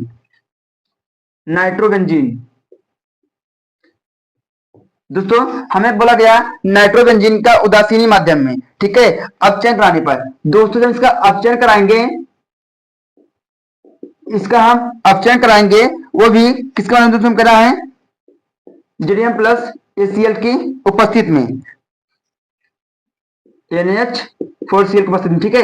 ये कराएंगे उस समय पास क्या है, उदासीन माध्यम है, उदासीन। जब हम उदासीन माध्यम कराएंगे तो मेरे पास क्या बनाएगा, फिनाइल हाइड्रॉक्सिल, ठीक है, हाइड्रॉक्सिल एमीन बनाएगा, ठीक है। क्या बनेगा, C6H5 NaOH बनाएगा, ठीक है। और साथ में ये H2O बाहर निकालेगा, ठीक। हमारे पास ये बनाएगा, क्या बनाएगा, phenyl hydroxyl amine, phenyl hydroxyl amine बनाएगा, ठीक है। अगला दोस्तों यही हमारा मान लीजिए क्षारीय उपस्थिति हो, तो क्षारीय वही सेम होगा नाइट्रोबेंजीन, ठीक। और यहाँ पे अपचयन कराएंगे हम लोग जेडीएन NaOH की उपस्थिति में, ठीक है। ये हमारा उदासीन था, देखिए उदासीन यहाँ क्या हमारा क्षारीय माध्यम में, क्षारीय कराएंगे हमारे पास क्या बनाएगा, C6H5, ये डबल बॉन्ड N C6H5 बना देगा, ठीक है। एजोबेंजीन क्या बनाएगा, एजोबेंजीन बनाएगा, एजोबेंजीन बनाएगा, ठीक है। अगला उसमें हमें क्या कह रहा है कि अम्लीय माध्यम में, किसके लिए, अम्लीय माध्यम में। दोस्तों हमको सभी बता दे रहा हूं, मान लीजिए एग्जाम में नाइट्रोबेंजीन से क्वेश्चन आया, ठीक है। अभी पूछा गया नाइट्रोबेंजीन का उदासीन के लिए बना दिया हमने, मान लीजिए पूछा क्षारीय के लिए एजोबेंजीन, हमें कह रहा है अम्लीय के लिए, वो बना रहा हूं, हम लोग देखेंगे। दोस्तों जहां अम्लीय बनाएंगे नाइट्रोबेंजीन, हमारे पास क्या बनेगा, यहाँ पे NO2 रहेगा, ठीक है, जेडीएन प्लस Cl, ठीक है। हम लोग बनाएंगे, क्या बनाएगा, C6H2NH2, हमारे पास ये हो जाएगा, क्लियर है। हमारे पास ये बना देगा, क्लियर दोस्तों। हमने यहाँ पर सही तरीके का सीख लिया है, ठीक है। दोस्तों देखते हैं हमारे पास आंसर में क्या आने वाला है। हमसे कहा गया था कि नाइट्रोबेंजीन का उदासीन माध्यम में अपचयन है, तो देखिए हमारे पास जो उदासीन के लिए है, हमारे पास क्या आएगा, ऑप्शन नंबर 2 सही होगा, क्या होगा, C6H5 NaOH होगा, ठीक है। ये अब हमारे पूछ रहा है क्षारीय के लिए, हमारे पास ये होगा, अम्लीय के लिए ये होगा, क्लियर है। आप लोग समझ गए, C6H5, ठीक है, यहाँ पे H5 होगा और NH2, क्लियर है। चलिए अगला क्वेश्चन की ओर चलिए। दोस्तों अगला हमारे पास कह रहा है, क्या कह रहा है, कहाँ है क्वेश्चन, अमीनो अम्ल का जलीय विलयन होता है, अमीनो अम्ल। तो अमीनो अम्ल क्या होता है, तो अमीनो अम्ल तो क्या होता है, वो क्षारीय का रूप होता है, ठीक है। वो क्षारीय का इसका रूप होता है, इसका NH2 का इसी रूप है, ठीक है। अमीनो अम्ल दोस्तों, अमीनो अम्ल में क्या होते हैं कि अम्ल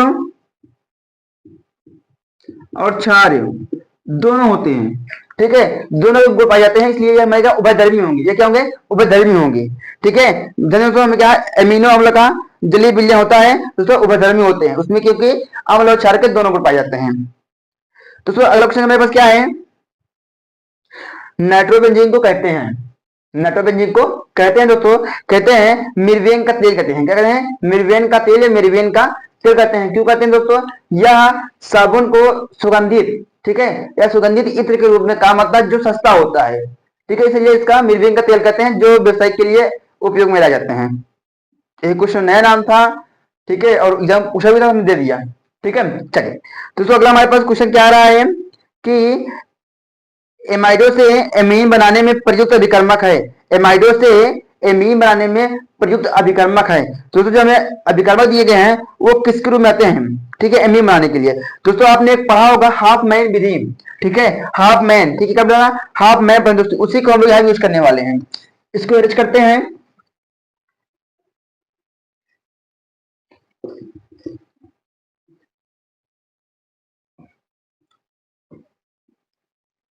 दोस्तों हमारे पास क्या दोस्तों, हाफ मैन विधि होती है, ठीक है, जो एमीन बनाने में काम आती है, ठीक है। जो करते हैं दोस्तों, कैसे करेंगे देखिए, हमारे पास क्या होता है, आपने पढ़ा होगा RCONH2, ये हमारे पास क्या है दोस्तों, ये हमारे पास एक होता है, ठीक है। जब इसके साथ दोस्तों ब्रोमीन, किसका, ब्रोमीन के साथ KOH, KOH या NaOH के साथ करते हैं दोस्तों, क्या KOH या NaOH के साथ करते हैं तो हमें 1 डिग्री एमीन प्राप्त होता है, 1 डिग्री एमीन प्राप्त होता है। साथ में हमारे पास क्या होता है दोस्तों, मान लो आप ये लिए हुए हैं तो हमारे पास पोटेशियम कार्बोनेट मिल जाएगा, ठीक है, मान लो के लिए तो, और साथ में हमारे पास KBr निकलता है, ये हमारे पास निकलता है, ठीक है।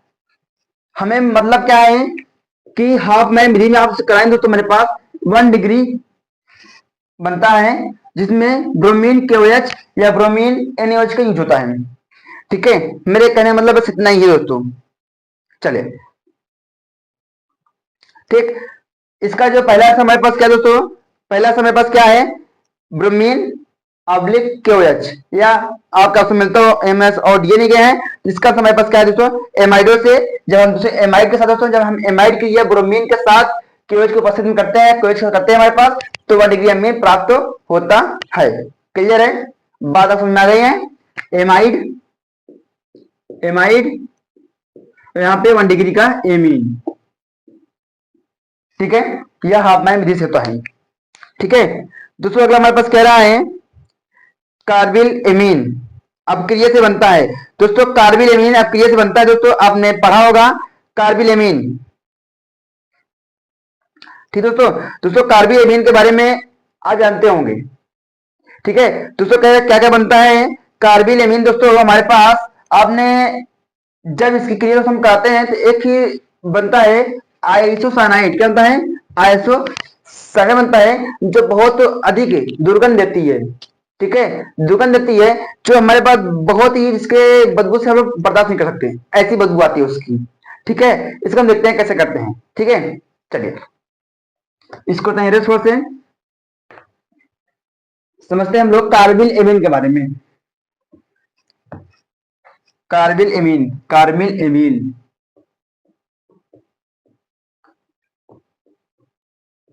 एमीन के बारे में, ठीक। चलिए देखते हैं दोस्तों, जब आप इसमें एमीन, क्या एमीन 1 डिग्री एमीन की क्रिया दोस्तों आप क्लोरोफॉर्म के साथ करते हैं, ठीक है। जब आप एमीन की तो क्लोरोफॉर्म के साथ करते हैं किसी क्षार के साथ, ठीक है, कोई मान लो हमने केस ले लिया यहाँ पे के साथ करते हैं दोस्तों, हमें अत्यधिक दुर्गंध वाली हमें प्राप्त होता है, ठीक है, क्या आइसोसाइनाइड, आइसोसाइनाइड प्राप्त होता है, ठीक है। और साथ जानते हैं हमारे पास यहाँ निकल जाएगा KCl निकाल देंगे और बाकी जो बचेगा वो जोड़ देंगे हमारे पास, ठीक है। चलिए ठीक है, कार्बिल एमीन, जब हम एमीन क्रिया क्लोरोफॉर्म के साथ KOH के साथ करते हैं तो हमें आइसोसाइनाइड प्राप्त होता है, जो अत्यधिक दुर्गंध वाली होती है, ठीक है। हमें KCl निकलता है और साथ में जल्दी प्राप्त होता है, ठीक है। हमारा मेन क्या प्रोडक्ट NC, ठीक है। ये अब जानते हैं हमारे पास जो R होता है दोस्तों, यह हमारे पास क्या होता है, एक एल्केल समूह होता है, एल्केल समूह, ठीक है, एल्किल समूह होता है, जहां पे हमें मेथिल, एथिल, प्रोपिल, ब्यूटिल कुछ यहाँ पे हम पुट कर सकते हैं वैल्यू। क्लियर है, चलिए दोस्तों अगला हमारे पास सुनते हैं अगला क्वेश्चन क्या कह रहा है दोस्तों, अगला हमारे पास क्या कह रहा है कि प्राथमिक एमीन में परीक्षण के लिए प्रयुक्त होने वाली प्रक्रिया है, प्राथमिक एमीन के परीक्षण में प्रयुक्त होने वाली प्रक्रिया है दोस्तों। कह रहा है मान लिया हमें प्राथमिक एमीन को परीक्षण करना है, कैसे परीक्षण करेंगे दोस्तों, देखिए हमने यहाँ पे 1 डिग्री का लिया ही है एमीन, ठीक है। जब आप 1 डिग्री एमीन में क्लोरोफॉर्म और KOH साथ मिलाएंगे तो हमें आइसोसाइनाइड प्राप्त होगी, जो अत्यधिक दुर्गंध होगी, अत्यधिक दुर्गंध आ रही है, तो हाँ ये हमारा प्रथम यानी कि 1 डिग्री एमीन है, ठीक है, प्राथमिक एमीन है। क्लियर है, चलिए इसको हम बोलते हैं कि हम कार्बिल एमीन अपक्रिया से इसको हम कर सकते हैं, इसका आंसर होगा कार्बिल एमीन, ठीक। चलिए दूसरा अगला हमारे पास क्वेश्चन कह रहा है, समझेंगे कि एनिलीन क्या है, एनिलीन के ब्रोमीन से प्राप्त होता है, एनिलीन के ब्रोमीन से प्राप्त होता है। दोस्तों कह रहा है कि हम जब ये एनिलीन क्या है, जब हम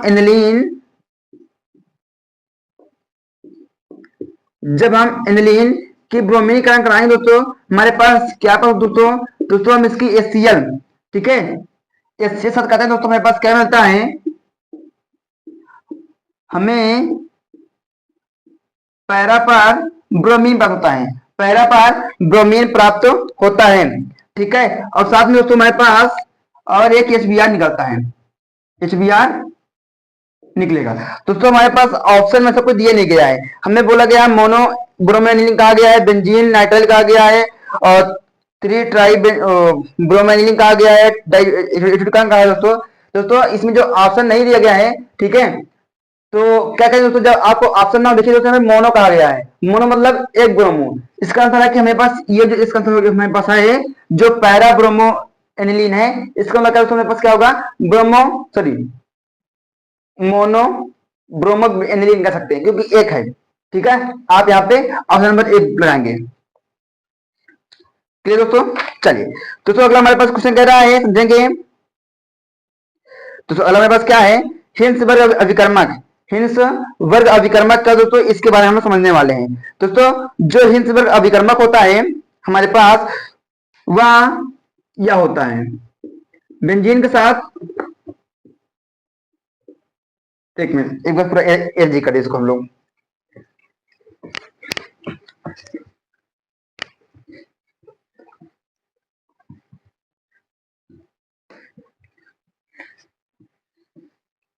दोस्तों हमें कहा गया कि हिंसवर्ग अभिकर्मक क्या है। दोस्तों हिंसवर्ग अभिकर्मक होता है benzene sulphonic chloride, benzene sulphonic chloride होता है, बेंजीन सल्फोनिक क्लोराइड, ये क्या है, हिंसवर्ग परीक्षण होता है। दोस्तों इसका काम क्या है, दोस्तों इसका काम यह होता है कि जब हम इसकी क्रिया, ठीक है, किसी भी 1 डिग्री 2 डिग्री 3 डिग्री एमिंग के साथ करते हैं दोस्तों, तो हमें अवक्षेप में, ठीक है, क्या अवक्षेप में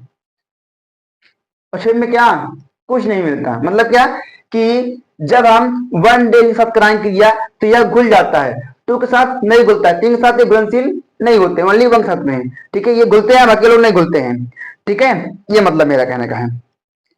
हमें पूछा गया हिंसवर्ग अभिकर्मक के पास यही है, बेंजीन सल्फोनिल क्लोराइड होता है, बेंजीन सल्फोनिल क्लोराइड। ठीक दोस्तों, चलिए दोस्तों अगला मेरे पास क्वेश्चन समझते हैं। कार्बिल एमीन क्रिया देता है। दोस्तों कार्बिल एमीन क्रिया 1 डिग्री एमिंग देता है, अभी हमने किया था, कार्बिल एमीन 1 डिग्री एमिंग देता है, 1 डिग्री एमीन को देगा, ऑप्शन नंबर 1 सही है, 1 इसका आंसर सही है। क्लियर है, चलिए दोस्तों अगला हमारे पास कह रहा है सबसे मीठी शर्करा। दोस्तों सबसे मीठी शर्करा क्या है, आसन कहा गया है ग्लूकोज, माल्टोज, फ्रक्टोज और सुक्रोज। दोस्तों सबसे मीठी शर्करा होती है दोस्तों फ्रक्टोज की होती है। किसको दोस्तों, फ्रक्टोज की होती है। क्यों, क्योंकि हमें शहद में शहद में सबसे अधिक होती है। जो सुक्रोज जो चीनी होती है वो समान जीव के रूप में होती है, पर जो हमें नेचुरल होती है, जो अत्यधिक होती है, जो चीनी भी अच्छी होती है, वो फ्रक्टोज होगा, सबसे मीठी होती है, ठीक है। दोस्तों अगला हमारे पास क्या है, दूध में पाई जाने वाली शर्करा क्या है दोस्तों, दूध में पाई जाने शर्करा में लैक्टोज होती है, क्या होती है, लैक्टोज। दूध में पाई जाने दोस्तों क्या होती है, लैक्टोज होती है, ठीक, लैक्टोज होती है। क्लियर है, चलिए दोस्तों अगला हमारे पास क्या है कि ग्लूकोज में कितने प्राथमिक एल्कोहलिक समूह होते हैं, इसको समझते हैं हम लोग, ठीक है। फ्रक्टोज में कह रहा है, सॉरी ग्लूकोज में कह रहा है कितने प्राथमिक एल्कोहल होते हैं। पहली बात धन्य ग्लूकोज का फॉर्मूला का दोस्तों जानते हैं, C6H12O6 होता है, ठीक। इसका बनाएंगे संरचना को, मेरे पास कुछ ऐसा बनेगा 1 2 3 4 5 6, ठीक। ये होता है OH OH OH और OH बनता है, ठीक। देखिए बात यह हमें बोला गया प्राथमिक अल्कोहल, ठीक है। अब जानते हैं जब हमारे पास जो होगा, ठीक है, ये, ठीक है, इसका जो पहला कार्बन होगा, यह पहला कार्बन जितने कार्बनों से जुड़ा होगा उतनी डिग्री होगी, ठीक है। मान लीजिए हमारे पास यह है, यह मान ली एक कार्बन जुड़ा हुआ है, तो यह हमारा 1 डिग्री हुआ, क्या हुआ 1 डिग्री का। मान लीजिए यही हमारे पास ये जो कार्बन है वह एक कार्बन दो कार्बन जुड़ा हुआ है, तो ये हमारे पास 2 डिग्री का हो गया। ठीक, यही मान लीजिए हमारे पास जो कार्बन है जुड़ा हुआ है, ठीक, एक कार्बन दो कार्बन 3 कार्बन से, ये हमारा 3 डिग्री का होगा। क्लियर है? प्राथमिक का मतलब 1 डिग्री, द्वितीय का मतलब 2 डिग्री और तृतीय मतलब 3 डिग्री का है। क्लियर है? अब देखते हैं दोस्तों, देखिए हमारे पास जो ग्लूकोज होता है दोस्तों, इसमें एक एल्डिहाइड होता है। क्या होता है? 1 एल्डिहाइड।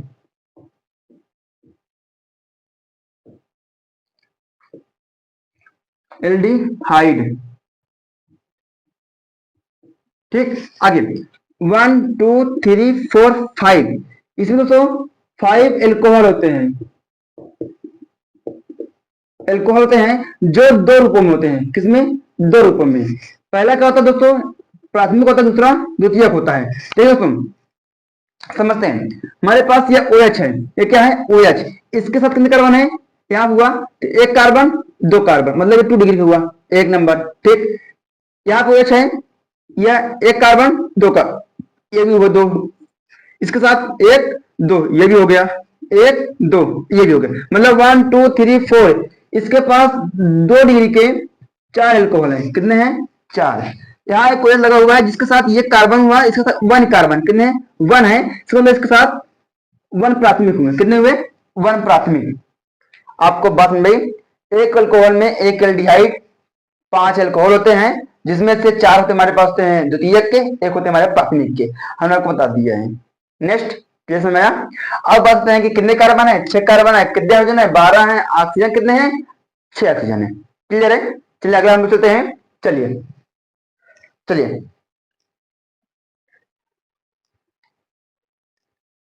दोस्तों, हम लोग इतना पढ़ रहे हैं मेन में क्वेश्चंस को, तो हमें करते करते लगभग 1 घंटे हो गए होंगे, हो ही गए हैं। ठीक है, तो कम से आप इसको शेयर नहीं किए, शेयर कर दीजिए तब तक के, और लाइक तो कर ही दीजिए, क्योंकि इतनी देर हमने आपको बताया, पूरा हम लोग लास्ट तक पहुंच चुके हैं।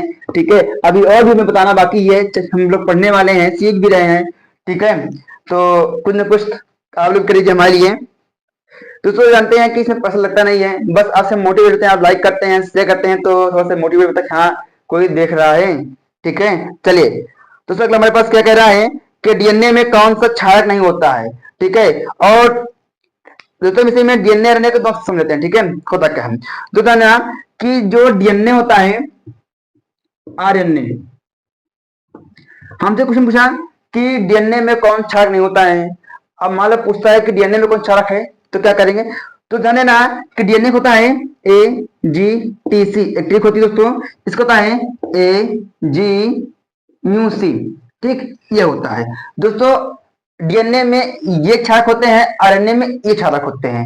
इसका नाम क्या दोस्तों? इसका नाम है एडेनिन, इसका नाम है ग्वानिन, इसका नाम है थायमिन, इसका नाम है साइटोसिन। ठीक है, साइटोमिन। ठीक है, ये होता है। ठीक है, साइटोसिन।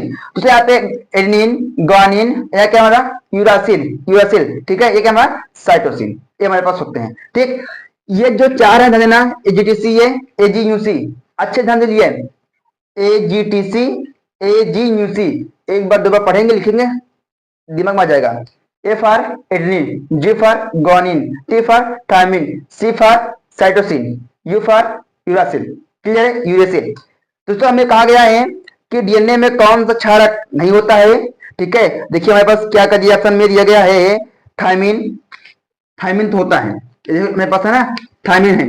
ठीक, साइटोसिन भी है, यूरासिल ये आरएनए होता है। इसका आंसर यही सही होगा। क्लियर है? अगला दूसरा अगला हमें कह रहा है सेम तरीके से, क्षारक में आरएनए में नहीं होता है, इसमें आरएनए पूछ लिया, देते हैं एडेनिन होता है आरएनए में। अगला ग्वानिन होता है, तो अगला हमारे पास क्या है? यूरेसिल होता है। अगला थायमिन होगा, थायमिन होगा किसमें? डीएनए में। क्लियर है? आपने ये देखिए, पढ़ने से 2 नंबर क्या 4 नंबर, देखिए हमारे क्वेश्चन नहीं है, दोनों बनते हैं क्वेश्चन को देखना। ठीक है, अच्छे से चलिए दोस्तों अगला हमारे पास क्या है कि निम्न में से कौन मोनोसेकेराइड है। दोस्तों मोनोसेकेराइड मतलब होता है एक, एक का होता है दोस्तों, मैं बताएं ग्लूकोज, फ्रक्टोज, माल्टोज। दोस्तों जिसका फ्रक्टोज, ना देखिए फ्रक्टोज दिया गया है। ठीक है, ये फ्रक्टोज। दोस्तों जो मेरे पास लैक्टोज है, ठीक है। स्टार्च हमारे बहुत सारे होते हैं, पॉली होते हैं, और लैक्टोज हमारे 2 से मिलकर होते हैं, ठीक है। जैसे दोस्तों जो डाई होते हैं वो तो होते नहीं है, सुक्रोज वुक्रोज होते हैं हमारे पास। तुम्हें मोनो कहा गया तो फ्रैक्टोज होगा, फ्रक्टोज ग्लूकोज, ठीक है। अगर हमारे पास कह रहा है कि एमिनो अम्ल जिन के निर्माण में होता है दोस्तों, एमिनो अम्ल दोस्तों हमारा प्रोटीन से बनता है, किससे? प्रोटीन से बनता है, ठीक। कैसे बनता है देखिए दोस्तों, हमारे पास जो होते हैं NH2 होता है, और साथ में दोस्तों हमारे पास यहाँ CRH, और यहाँ पे होता है दोस्तों सिरोलो, ठीक है, COO, ठीक। हमारे पास ये होता है प्रोटीन, ठीक है। जो दोस्तों मेरे पास क्या होता है दोस्तों, हमने क्या बोला यहाँ पे, जो एमीन दोस्तों इसी से मिलकर बने होते हैं, ठीक है। दोस्तों कई कई प्रोटीन मिलकर बनते हैं, ठीक है, कई प्रोटीन मिलकर बनते हैं, ठीक है। इसमें पेप्टाइड बंद बनते हैं, कहते हैं पेप्टाइड बंद ही बनते हैं, इसी कारण यहाँ पर जोड़ेंगे मेरे पास आगे बनता हुआ जाता है, ठीक है। मैं आपको आगे एक जोड़ भी दे रहा हूँ, यहाँ से करेंगे, मेरे पास NH2 जोड़ देता है, फिर वही सेम NH2, ठीक है, फिर वही सेम H ऐसा, ये देखिए, ठीक, ये ऐसा को मिलेगा, ठीक है। चलिए दोस्तों, मैं यहाँ पर आपको सॉल्व कर लिया। अब चलते हैं अगले क्वेश्चन की ओर, इसको करते हैं एज। चलिए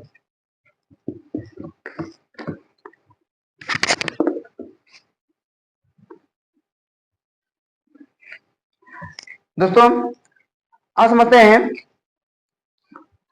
ऐसे ही बीच बीच के क्वेश्चन उठाते हैं हम लोग अच्छे से, और भी हमारे पास और भी हैं, ठीक है। हमने देखिए दोस्तों, हमने आपसे झूठ नहीं बोला, मैंने आपसे बहुत सारे क्वेश्चन बनाया हूँ, ठीक है। देखेंगे, मैं आपको दिखा दे रहा हूँ, देखिए हमने आगे बहुत से क्वेश्चन बनाया हूँ, और मैं इसमें लिखा भी हूँ, ठीक है, और टाइप भी किया हूँ, ठीक है। तो क्योंकि इंपॉर्टेंट क्वेश्चन है, बताना जरूरी है, ठीक है, इसलिए मैं आपको बनाया हूँ। अभी मेरे पास MCQ बनाया हूँ, और आपके लिए मैं लेके आऊंगा ऐसे ही न्यूमेरिकल भी लेके आने वाला हूँ, ठीक है, और जो इम्पोर्टेंट उसको भी दूंगा। बस आपको एक लाइक चाहिए, शेयर करना, आपको मिलेगा, ठीक है, सब कुछ दूंगा, पर सपोर्ट करेंगे तो, ठीक है, कोई मेहनत होती लगती है इसमें भी है, ठीक है। चलिए दोस्तों, दोस्तों मेरे पास क्या है, कौन सा संबंध बिलियन में प्रासरण दाग को दर्शाता है दोस्तों। यहाँ दोस्तों मेरे पास क्या है, प्रासरण दाग के बारे में दोस्तों जानते हैं, हमारे पास पाई C = RT, ये होता है। आपको एक होता है PV = NRT, आप ये भी मेरे को एग्जाम मिलने वाला है, ठीक है। यहाँ जो मेरे पाई है, ये हमें दिखाता है, प्रासरण दाग दिखाता है, ठीक है। इसका हमारे पास D सही है, ठीक है। दोस्तों अगला हमारे पास क्या है कि किसी इलेक्ट्रोड का इलेक्ट्रिक विभव निर्भर करता है दोस्तों, किसी इलेक्ट्रोड का इलेक्ट्रिक विभव दोस्तों प्राकृतिक करता निर्भर दोस्तों करता है, और मोलकता पर करता है, और बेलनांग पर करता है, ताप पर, ठीक है। यानी कि इन सभी इसका होगा, क्या होगा, इन सभी होगा, क्लियर है दोस्तों। अगला हमारे पास कह रहा है विशिष्ट चालकता की इकाई होती है दोस्तों, हमने इसके बारे में बात की था, क्या दोस्तों, centimetre ohm inverse, centimetre inverse, ठीक है, ये होती है हमारे पास, ठीक है। अगला दोस्तों, अगला हम बात करने वाले हैं यहाँ पे कि प्रथम कोटि का क्रिया के लिए वेग स्थिरांक अर्ध आयु काल में संबंध होता है दोस्तों, इसमें मिलने वाले हैं, ठीक है। दोस्तों सीख लीजिए, हमारे पास क्या दोस्तों, कि हमने कहा प्रथम कोटि के लिए अर्धकाल वायु, ठीक है, प्रथम कोटि के लिए अर्धकाल वायु फॉर्मूला दोस्तों 0.693 अपान के, ये हमारे पास क्या दोस्तों, प्रथम कोटि के अर्धायु के लिए होता है, ठीक है। प्रथम कोटि के लिए अर्धायु के लिए हमारे पास ये फॉर्मूला होता है, ठीक। चलिए दोस्तों, आप एक एक को अच्छे समझेंगे, आपको बेहतरीन समझ में आएगा, ठीक है। और आप वीडियो को स्किप करेंगे, देखेंगे तो फिर समझ में आएगा, ठीक है। अभी हम लोग लाइव चल रहे हैं, कोई दिक्कत नहीं है, बाद में आप जो देख रहे होंगे बाद में उनके लिए बता रहा हूँ, ठीक है। दोस्तों अगला हमारे पास क्या है कि कोहरा किस प्रकार का विलयन है दोस्तों, कोहरा हमारे पास द्रव और गैस का विलयन है, द्रव व गैस का विलयन है, ठीक है, गैस का विलयन है। इसमें तो लोग कहेंगे कैसे, तो सर जी कहेंगे सर कैसे, कि कोहरा जो हो गया, ठीक है दोस्तों। आज देखते हैं ठंडी ठंडी अभी चल भी रही है, ठीक है। आप देखोगे पहले कि जब हम चलते हैं तो कोहरे का धुआं है, तो गैस हुआ। आगे बढ़ते हैं, हमारे कपड़े देखिए हल्का बूंद बूंद सता है, वाटर पानी, ठीक है, द्रव भी होता है, यानी कि द्रव गैस दोनों होता है विलयन, ठीक है। ये हो गया हमारे पास। दूसरा अगला हमारे पास कहता है कि एक मिला हुआ है शून्य कोटि अभिक्रिया का A+BC का वेग दर है, ठीक है। ये मैं कह रहा है, हमें वेग दर पूछा हुआ है, किस हुआ है, वेग दर कह रहा है A+B चेंजेस सी कह रहा है शून्य कोटि के लिए कह रहा है। ये दोस्तों R O R rate of birth के लिए पूछा गया है, तो क्या निकाल लेंगे। अभी क्या हमारे पास ये है ए हो गया और हमारे पास बी हो गया। अगर शून्य कोटि इसकी पावर जीरो होगी, हमें पता है कोटि कैसे निकालते हैं हम लोग, इसके पावर जोड़ते हैं हमारे पास जीरो आ गया, नीचे शून्य कोटि का है। क्लियर है, हमारे पास यस आंसर हो गया, ऑप्शन नंबर पहला सही है। ठीक है दोस्तों, चलिए दोस्तों अगला हमारे पास क्या है कि मोलर उन्नयन स्थिरांक की गणना की जा सकती है। दोस्तों मोलर उन्नयन स्थिरांक की गणना की दोस्तों, ये दोस्तों मोलर उन्नयन स्थिरांक होता क्या है, क्वथनांक उन्नयन है उसे होता है, हमें पढ़ा भी है दोस्तों। वहां पे हमने पढ़ा होगा, क्या पढ़ा होगा कि जो डेल्टा टीबी होता है वो अनुपाती होता है मोलरता का। किसका? मोलरता का होता है। जब इसको हम सॉल्व करते हैं हमारे पास एक आता है डेल के भी आता है, जो यही हमारा मोलर उन्नयन स्थिरांक होता है, यही है। ठीक, और जो हमारा यम है, यम आ गया। यम क्या है? मोलरता है। इसका दोस्तों क्या होता है, हमने पढ़ा है डब्ल्यू पान यम बड़का डब्ल्यू इंटू 1000, जब इसको हम ग्राम में करेंगे तो। ठीक, इसे रखते हैं वैल्यू। ठीक है, जब इसको रखेंगे हम लोग कहते हैं डेल टी बी इक्वल में डेल के बी, और यहाँ पे रखेंगे दोस्तों लोग डब्ल्यू इंटू 1000 अपान एम इंटू बड़ा डब्ल्यू। ठीक, तो हमें कहा क्या गया है, हमें के बी निकालना है। दोस्तों हमें के बी को इधर लाना है, बाकी उधर भेजना है। ठीक, तो इसको हमें बढ़ा पड़ेगा, करते हैं। चलिए तो हम क्या करते हैं, यहाँ पे जो इधर पार्ट है इसको हम यहाँ लेते हैं, तो मेरे पास ये आ जाएगा। ठीक, और जो ये पार्ट है इसको हमारा नीचे आएगा।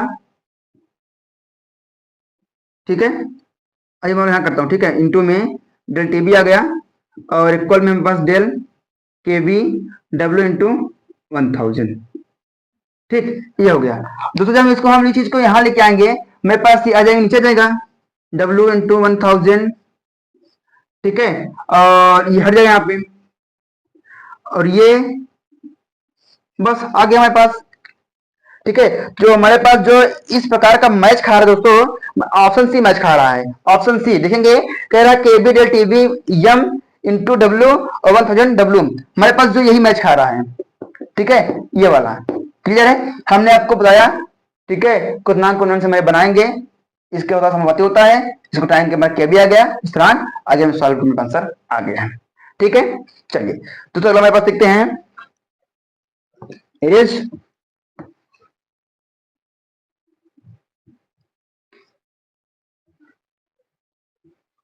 दोस्तों मैं यहाँ पे पूरी ट्राई कर रहा हूँ पूरा, कि मैं आपको जो पहली बार देख रहे हैं वो समझ में आएगा।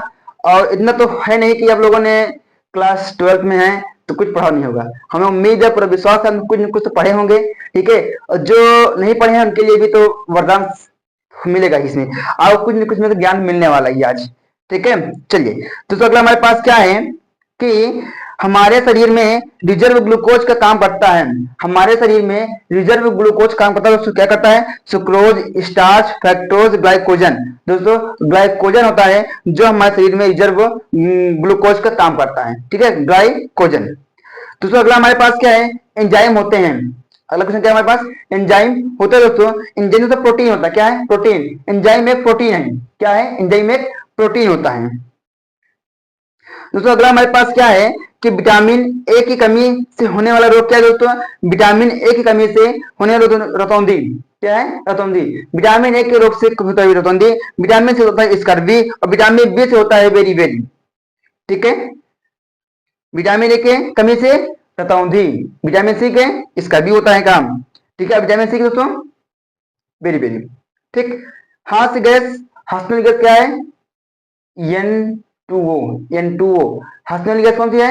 N2। हमने डाल दिया उसे भी, ये आता नहीं है, मतलब कि था नहीं है, परंतु कुछ नॉलेज के लिए हंसने वाली गैस क्या है? N2O। ठीक है, अगला ध्यान रखना, नहीं भूल जाओ आप लोग भी, मैं लिख दे रहा हूं N2O। ठीक है, हंसने वाली गैस हमेशा आपको हंसती रहेगी, कभी उदास मत रहना। ठीक है, अगला सबसे दुर्बल हाइड्रोहेलिक अम्ल है, दोस्तों कह रहा है सबसे दुर्बल। दोस्तों सबसे अधिक हमारे पास होता है ये, उससे कम होता है HBr।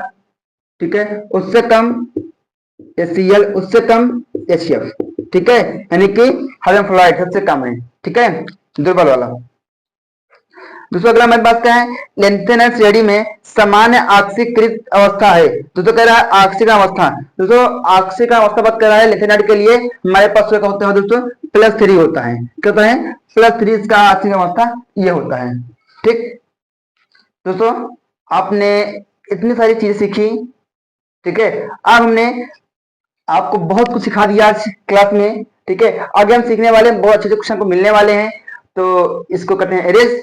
तब तक के लिए थोड़ा सा पानी पी लेते हैं, ठीक है, तो शुरू करते हैं क्लास को।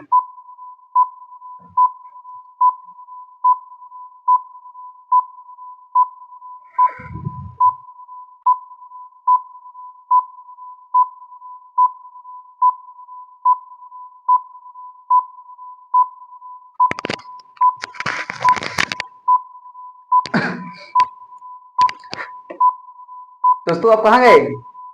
अरे भाई, लगातार बोल रहा हूँ तो कुछ तो चाहिए ना, एनर्जी ना। चलिए दोस्तों, हमने थोड़ा से वाटर पी लिया है, पानी पी लिया है, चलते हैं अगले क्वेश्चन की ओर, ठीक है। तब तक के आप भी थोड़ा सा पानी पी लिया करें, ठीक है। चलिए दोस्तों, अब हमारे पास जो क्वेश्चन आ गया है अगला है, ध्यान समझेंगे। कह रहा है निम्न में से किस पॉलीहाइड्रोजन, निम्न में से किस पॉलीहाइड्रोजन यौगिक का प्रयोग रेफ्रिजरेटर में किया जाता है। दोस्तों बात कर रहा है रेफ्रिजरेटर, फ्रिज में। दोस्तों हम वहां पे फेरान, क्या फेरान गैस का यूज करते हैं। तो ध्यान देना कि आपको एक प्रकार 2 क्वेश्चन पूछ सकता है। दोस्तों एक मैंने बात किया कि निम्नलिखित में से पॉलीहाइड्रोजन रेफ्रिजरेटर में होता है फेरान का।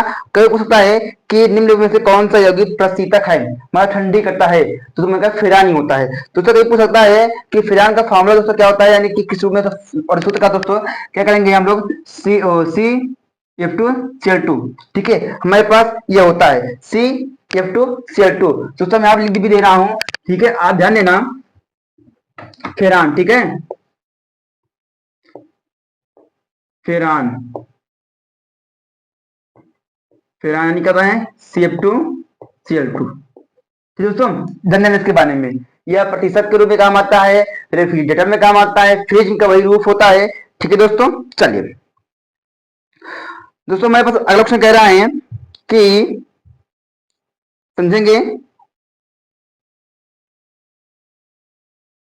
एल्किल हैलाइड का उपयोग निम्नलिखित में से किसके निर्माण में होता है।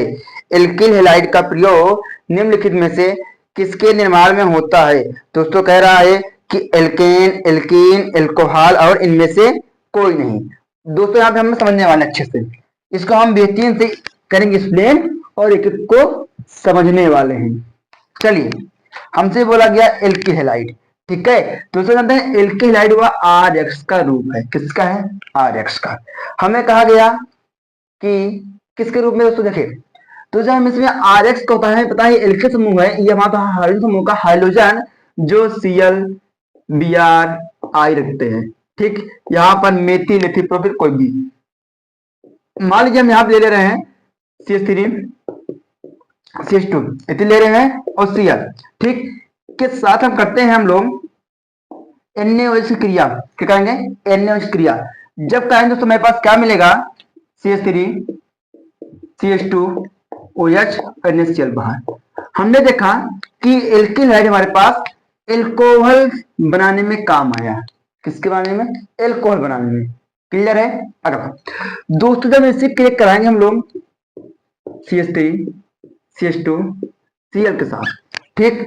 एक दोस्तों हम क्या करेंगे यहाँ पे, ये हमारे पास क्या है, जलीय विलयन है, ये क्या है, जलीय विलयन है ये, ठीक है। दोस्तों जब यही हम NaOH को हम लोग ले लेते हैं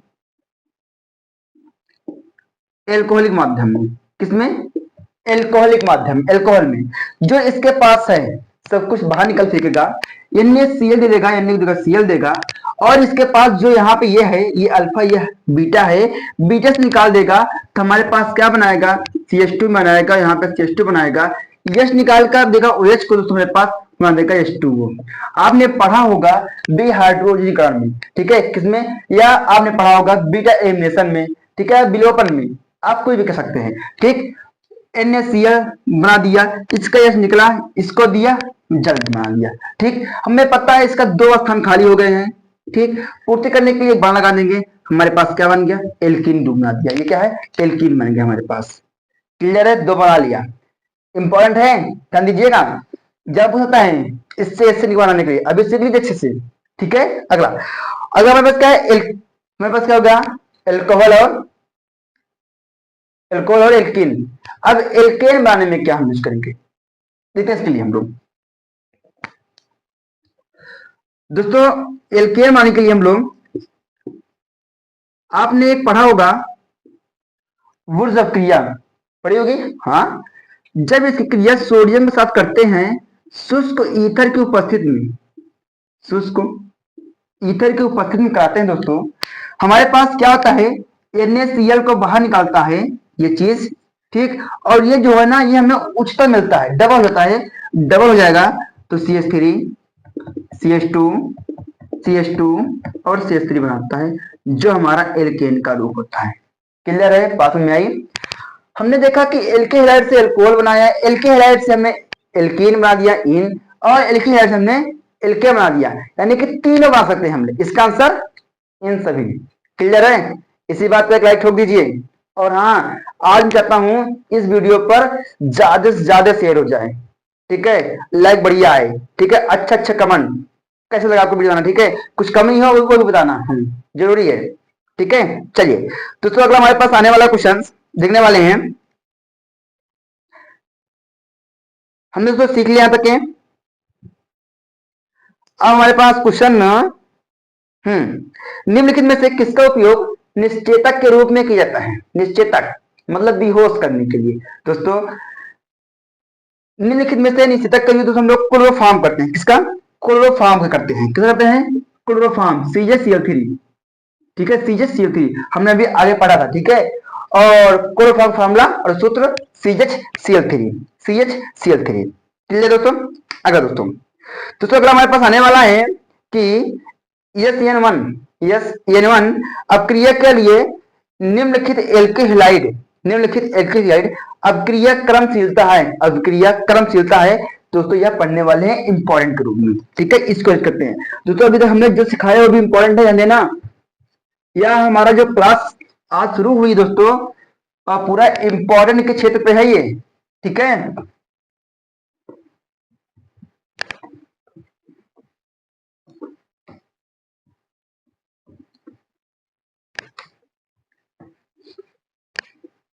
चलिए दोस्तों हमने क्या बात बोला कि S1 अपक्रिया के लिए निम्नलिखित एल्केहाइड अपक्रिया का क्रमशीलता है।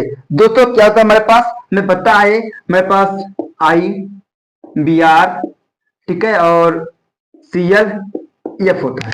ठीक दोस्तों, देखिएगा से हमारे पास जो कि S1 दोस्तों, S1 का किसका, S1 का दोस्तों, S1 के लिए हमारे पास जो अपक्रियशीलता होता है, यह सबसे बड़ा यह होगा, इसका बड़ा ये, इसका ये, इसका ये। पर जो होता है किसका, SN2 के लिए, SN2 के हमारे पास क्या होगा, इसके लिए ये होगा, Br होगा, इसके लिए Cl होगा, इसी का ये होगा। क्लियर है, दे देना। SN के लिए अपक्रियशीलता क्लोरो ब्रोमो आइडो होगा, और SN2 के लिए आइडो ब्रोमो क्लोरो फ्लोरो। जिस तरफ मुंह खुल जाए, समझे ना, ये बच्चों लिख के बता रहा हूं, हंसना नहीं। ठीक है, जिस तरफ मुंह खुले वो हमारा क्या होता है, बड़ा। जिस तरफ मुंह बंद रहे वो होता है कम। ठीक है, या फिर ये होता है लेस देन, इधर पढ़ेंगे लेस देन, इसे पढ़ेंगे ग्रेटर देन, आप ये कह सकते हो। ठीक है, चलिए लेस देन थोड़ा से कंफ्यूजन में देखेंगे। ठीक है, चलिए दोस्तों मेरे पास अगला आने वाला है, हमने लगभग सीख लिया है अपना अपना। अगला अगला हमारे पास क्या है कि एथिल क्लोराइड को सिल्वर साइनाइड के साथ गर्म करते हैं तो हमें क्या प्राप्त होता है। दोस्तों इसको समझते हैं, इसको करते हैं रेस्ट खाली स्थान। और आपको मैंने पहले भी कहा है, क्लास शुरू हुई है, क्लास लंबी चल रही है, मैथ क्लास हमारी चल रही है बेहतरीन तरीके से। तो आप कॉपी पेन लिए रहिए, जहां समझ में ना आए, जो आपको लगा कुछ इंपॉर्टेंट हमारे लिए, नोट करते रहिएगा। ठीक है, एल्केहाइड लेता हूं, RX मान लिया हमारे पास, हमने कराया Ag सिल्वर के साथ Cn के साथ क्रिया, गर्म किया सिल्वर के साथ, इसका उल्टा हो जाएगा, RNC बना देगा और AgCl। ठीक है, हमारे पास क्या बनाएगा, आइसोसाइनाइड बनाएगा, जो हमारे पास ऑप्शन नंबर 2 सही है, एसिड साइनाइड। ठीक है, इसको अच्छे से तैयार कर लेना। ठीक, अगला प्रश्न, यह क्रिया वाली स्थिति है जैसा, ठीक है, मान लो कभी आपको मिल गया के सीएन, तो आप वहां पर भी ऐसा मत करना, कब हो जाएगा हमारे पास, वहां पर सीएन ही करेंगे। ठीक है, दोस्तों अगला हमारे पास क्या आने वाला है, अगला हमारे पास है कि अभी हमने सीखा है, चलिए एक बार और देखते हैं उसी के रूप में। ठीक है, हमें कह रहा है कि जब CH3 जब CH3 अगर है CH Br CH2 and CH3, ठीक है, एल्कोहलिक KOH कह रहा है हमारे पास, एल्कोहलिक KOH है। ठीक है, एल्कोहलिक के साथ आप क्रिया करते हैं तो मुख्य उत्पाद बनता है। दोस्तों अभी हमने इसका अभी अभी इसका जस्ट ऊपर किया था, क्या था, हमने आपको समझाया पहले ही। ठीक है, तो है ना, हमारी हर एक क्लास, आपकी हर एक क्वेश्चन में मैं आपको विस्तार से बता रहा हूँ, उसमें कुछ न कुछ पॉइंट देखिए, हमें जो लिखा था वो आ भी गया है। ठीक है, देखिए एल्कोहलिक है, इसके पास जो है सिद्धांत करना है। ठीक है, और इसमें कुछ लोग कंफ्यूज होंगे कि ये बियर कहाँ आ गया, ये बियर का मतलब दोस्तों यहाँ ये लटका हुआ है, इसके साथ जुड़ा हुआ है। ठीक, ये जो के है दोस्तों, बी आर ले गया तो के बी आर बना दिया। ठीक, इसके साथ जुड़ा हुआ तो अल्फा, अल्फा जुड़ा हुआ बीटा होता है। ध्यान देना, हमें बीटा से निकालना हाइड्रोजन, वो भी जो बीच में रहेगा, बीच वाला अधिक अस्थायी होता है, निकालेंगे। हमारे पास जो यहाँ पे है एस निकाल के बनाएगा, H2O बाहर कर देगा, और बाकी खाली स्थान करने पर वह जोड़ देगा क्या, डबल बॉन्ड ग्रुप में। ठीक है, ये इसको अच्छे से देख लीजिए। चलिए अगला हमारे पास क्वेश्चन आ गया है कि डीडीटी किससे बनता है, डीडीटी किससे बनता है दोस्तों, डीडीटी हमारा क्या बनता है, क्लोरोबेंजीन से बनता है। ठीक है, क्लोरोबेंजीन से, और किससे, क्लोरोफॉर्म या क्लोरो से। ठीक है, अगला हमारे पास हाँ एक क्वेश्चन बढ़िया मिला है, इसको देखते हैं। चलिए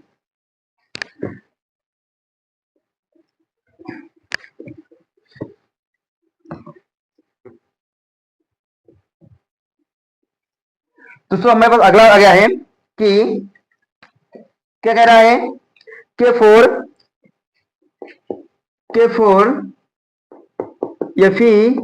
FeCN6, ठीक है, जटिल यौगिक है।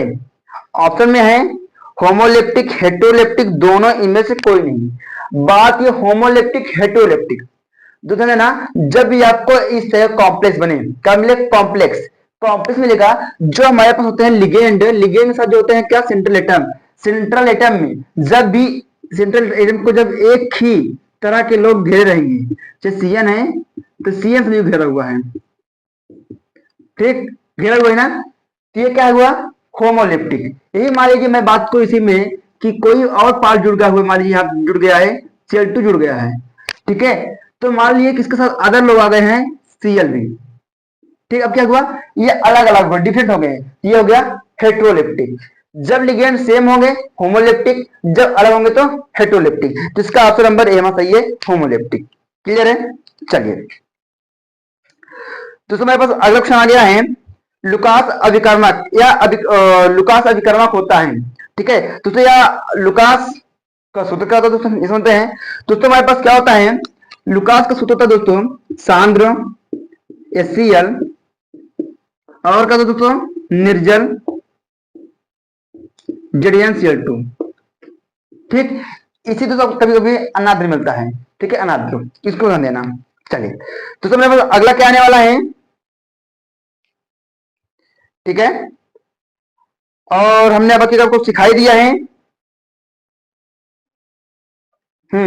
अगला है कि निम्न में से कौन द्विदंतीय लिगेंड्स हैं, निम्न में से कौन सा द्विदंतीय लिगेंड है। ठीक है, ऑप्शन है EN NH3 H2O CO। दूसरे मेरे पास जो EN है, EN में होता है द्विदंतीय लिगेंड होता है, जिसका फुल फॉर्म होता है ethylene diamine, ethylene diamine होता है, जो हमारे पास द्विदंतीय लिगेंड होते हैं, द्विदंतीय लिगेंड होते हैं। क्लियर है, चलिए दोस्तों अगला हमारे पास है, हमने इसके भी सॉल्व किया था, पर मैं एक बार फिर सॉल्व कर दे रहा हूं आपके लिए कि इसमें कह रहा है कि जो कॉम्प्लेक्स है कितने आयन मुक्त कर सकता है। ठीक है, आयन के लिए वो लोग ऑक्सीजन अवस्था के बारे में बात कर रहा है। ठीक है, इसको हम लोग सॉल्व करेंगे और समझेंगे। दोस्तों हमारी क्लास अब समाप्ति की ओर है। ठीक है, ध्यान देना। चलिए हमारे पास क्या है, CO NH3 और क्या हमारे पास है, यहाँ पे आगे हमारे पास 5 है। ठीक, यहाँ पे Cl ब्रेकर बंद में Cl2 है। ठीक, हमसे ये कहा गया है, हमें कहना है कि आयन मुक्त होंगे। कहते हैं दोस्तों लिए हमारे पास क्या होगा, इसका x हो गया, इसका 0 होता है, प्लस इसका 1 हो गया। ठीक, सॉरी माइनस को। ठीक है, और यहाँ पर दोस्तों मेरे पास प्लस माइनस को इंटू 2 इक्वल टू 0, ये बनने वाला है x माइनस का 1 minus 2 equal to 0, x equal to minus का 3 equal to 0, x equal to 3। तो इसका आंसर 3 हो जाएगा। क्लियर है। चलिए दोस्तों अगला हमारे पास आ गया है। ठीक है, दोस्तों कह रहा है कि वार्नर सिद्धांत के अनुसार, वार्नर सिद्धांत के अनुसार हमारे पास ये कह रहा है कि कोई कॉम्प्लेक्स दिया गया है, द्वितीयक संयुक्ता कितनी होगी। तो हमारे पास एक कॉम्प्लेक्स दिया गया है। ठीक है, बहुत बड़ा से है, आप देख रहे हैं स्क्रीन पर, उसी को हम देखते हैं और समझते हैं हमारे पास द्वितीयक इसमें क्या क्या होंगे। दोस्तों हमारे पास क्या दिया गया है, सोडियम दिया गया है। ठीक है, और क्या दिया है, Fe, Cn और यहाँ 5 कह रहा है और यहाँ भी है NO2 ब्रेकर बंद। ठीक है, हमें कह रहा है द्वितीयक संयुक्ता है। तो देखिए वार्नर ने कहा था कि जो होते हैं सेंट्रल एटम उनको लिगेंड गिरते हैं, ये हमारा सेंट्रल एटम है। ठीक है, सेंट्रल एटम है, सेंट्रल मेटल। जो इसके अलग होते हैं लिगेंड होते हैं, लिगेंड। जो इसके बाहर होते हैं वो काउंटर आयन होते हैं। जो ये होते हैं वह कोऑर्डिनेशन होते हैं। मैंने इसके स्टार्टिंग में आपको इसको एक्सप्लेन किया था। ठीक, हमने कहा था जो काउंटर यहाँ पे होते हैं, यहाँ पर वो मानते हैं प्राथमिक आयन, जो जल में घुल जाते हैं, और जो यहाँ पे होते हैं हमारे द्वितीयक आयन होते हैं। ठीक, यानी दोस्तों हमारे पास यहाँ 5 है, यहाँ पे 1 है तो 1, तो इसका मतलब हमारे पास 6 हो गए द्वितीयक आयन। ठीक है, द्वितीयक संयुक्ता। ठीक है दोस्तों, दोस्तों मेरे पास अगला आने वाला है, इसको हमने सॉल्व कर लिया है लगभग। और भी हमारे पास कुछ है, एक और देखिए अगला हमारे पास क्या है, एक बेसिक क्वेश्चन देखेंगे कि यदि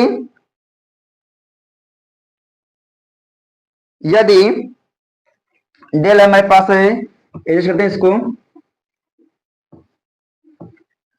ठीक है, हमारे पास क्या है,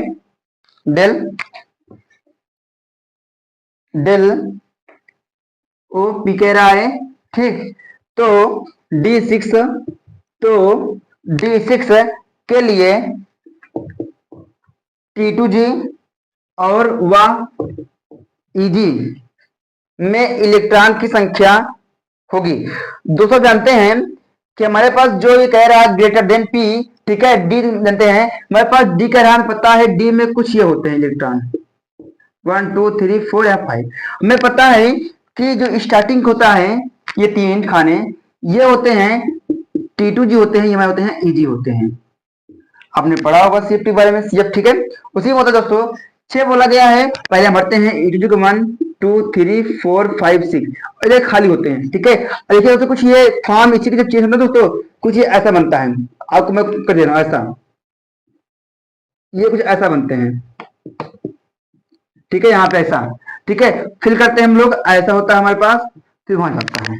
ठीक है, इसके दो रूप होते हैं, एक पहले यहां से यहां जाते हैं, फिर यहां से आते हैं। ठीक है, इसका आंसर हमारे पास हो जाएगा 6 0, इसका होता है 6, इसका बनेगा 0 बनेगा। ठीक है दोस्तों, अब हम समझने वाले हैं, अगला हमारे पास आ गया है, क्वेश्चन को देखते हैं। हमने लगभग आपको सभी क्वेश्चन को सॉल्व करा दिया है। ठीक है, और जो बचते हैं आपको दिख रहे हैं हम लोग। अगला हमारे पास क्वेश्चन आगे मिल गया हमें कि निम्न में से कौन सा प्रकाशिक समवैधता प्रदर्शित करता है। दोस्तों जानते हैं प्रकाशिक के लिए क्या होगा, समपक्ष होता है। क्या है समपक्ष, यानी कि सिस, और ट्रांस होता है। हमें बोला है प्रकाशिक समवैधता। ठीक है, इसका मतलब है प्रकाशिक का मतलब क्या दोस्तों, हमारे पास कोई भी देखिए मान लो हमने कोई एक बनाया हुआ है। ठीक है, मान लो हमने यहाँ पे एक बनाया, ठीक है। यहाँ हमारा रखा सीएल, सीएल रखा हमारे यहाँ रख दिया हमने, और यहाँ दिया सीएन, सी रखा हमारे पास ये है। ठीक, अब इसका हम बनाएंगे मिरर, मान लीजिए यहाँ पर, तो इसका जो रूफ होगा, ये सीएल यहाँ, सीएल यहाँ जाएगा, ठीक है। और हमारा क्या बनेगा, इधर से ये बनेगा, और यहाँ पे होगा सीएन, सीएन, ये बनेगा, रहेगा तो ये सी समपक्ष रहेगा, ठीक है, अलग कर सकते हैं, वही मतलब इसका है, ठीक है, जो आसानी से ये दिखा सकते हैं, ठीक है। ये क्या है, निम्नलिखित में से कौन सा प्रकाशिक समय कटा प्रदर्शित समपक्ष रूप में करता है, वो भी आसानी से, ठीक है। दोस्तों अगला हमारे पास होता है कि निम्नलिखित में से कौन प्रबल लिगेंड की भांति कार्य करता है। दोस्तों हमारे पास क्या है, सीएन, देखिए ध्यान से, हमारे पास जो कोबाल्ट होता है, सीओ कोबाल्ट ये होता है, और सीएन ये काम करता है प्रबल लिगेंड, और हमारे पास जो होता है NH2 दोस्तों, ये भी लिगेंड है दुर्बल, परंतु कोबाल्ट के साथ ये दिखाता है, क्या दोस्तों दिखाया गया है, प्रबल में होता है दुर्बल ये, पर इसको मिलता है कोबाल्ट को मिलता है, कोबाल्ट मिल जाता है तो ये बनता है प्रबल, बाकी सब मिलकर दुर्बल। आपने पढ़ा होगा रासायनिक स्पेक्ट्रम थ्योरी, वहां से आपने इसको सीखा होगा, ठीक है। इसके बारे में हमारे पास अगला क्वेश्चन कह रहा है कि निम्न में से कौन एक द्विक लवण, ठीक है, का उदाहरण है। दोस्तों द्विक लवण में हमारे बीच में होता नहीं है, ठीक है, जो अभी दिए गए हैं कि फोर नहीं होता है, पर जो पोटास एलम है ये होता है जो फिटकरी का फार्मूला होता है, क्या होता है, K2SO4 Al2SO4 का होल साइज 24, ठीक है, मैं लिख दे रहा हूं यहाँ पे, आप ध्यान दीजिएगा दोस्तों, आज पूछ सकता है। हमारे पास दो होते हैं, मोहर लवण भी होता है, ठीक है, पर ज्यादातर पूछता है क्या हमारे पास, पोटास एलन के बारे में, फिटकरी के बारे में। क्या पता दोस्तों फॉर्मूला होता है का, K2SO4 Al2SO4 का होल थ्राइस 24:2, ठीक है, ये हमारे पास फिटकरी फॉर्मूला होता है पोटास एलम के बारे में, ठीक है। आप इसको ध्यान दीजिएगा, ये द्विक लवण के लिए है, किसका है, द्विक लवण के लिए है, और कभी क्या पूछता है मोहर लवण के बारे में, ठीक है, पर मैक्सिमम ये पूछता है। चलिए दोस्तों हमारे पास अगला क्या आता है कि समन्वय यौगिक के लिए सबसे पहला महत्वपूर्ण सिद्धांत किसने दिया। दोस्तों समन्वय यौगिक के लिए सबसे पहले महत्वपूर्ण वार्नर दिया था, ठीक है, यानी कि आपने पढ़ा उपसंयोजी क्षेत्र में, ठीक है, सबसे पहले वो बताते इसके बारे में, वार्नर ने दिए थे, किसने, वार्नर ने। दोस्तों अगला हमारे पास अगला है कि वे अणु समूह या आयन जो धातु को इलेक्ट्रॉन युग्म, जो धातु को हम इलेक्ट्रॉन युग्म दान करके उपसंयोजक बंध बनाते हैं, क्या कहलाते हैं। दोस्तों जो इलेक्ट्रॉन को युग्म दान करके वो बनाते हैं वो लिगेंड होते हैं। दोस्तों कहते हैं लिगेंड, वो कहते हैं लिगेंड। दोस्तों थोड़ा सा बहुत लंबी क्लास हो गई है, देर भी हो गया है, ठीक है, हमने आपको लगभग अपनी तरफ से पूरी, जो मैंने आपको पूरी पूरी तैयार की था दोस्तों, हमने लगभग आपको पूरा कर दिया है कंप्लीट में, ठीक है। हमने आपको अपने हर एक MCQ में, हर एक क्वेश्चन में पूरा एक्सप्लेन करने का पूरा ट्राई किया है, ठीक है। हमने पूरा ट्राई किया कि आपको कोई भी कमी ना लगे कि हाँ हमने यहाँ क्वेश्चन आपको नहीं बताया गया है, ठीक है। हमने आपको पूरा यह ध्यान दिया हुआ है, और जो गलतियां हो छोटी मोटी तो ध्यान दीजिएगा, सॉरी उसके लिए, ठीक है। और हमने आपके लिए जो भी मेहनत की थी हमने उसको अपने तरफ से पूरा कंप्लीट कराया, ठीक है। हमने आपको चैप्टर 1 से लेकर पूरा लास्ट तक ले गए थे, बीच बीच से जो छोड़े थे हमने उसको भी कवर किया, ठीक है। और इसके साथ हम फिर आपके साथ लेके आएंगे, पर आप इस वीडियो को जितना प्यार करेंगे, सपोर्ट करेंगे, आप हमारे लिए इतना अच्छा रहता है, और हमें भी थोड़ा सा अच्छा लगता है, ठीक है। आप चाहते हैं इसके आगे भी आपके लाएं, ठीक है, तो प्यार से कमेंट जरूर कीजिएगा। फिर मिलेंगे आपके लिए एक नए वीडियो के साथ, आएंगे एक बेहतरीन तरीके के लिए। तब तक के लिए हमारे friends, bye bye, take care, I love you my student.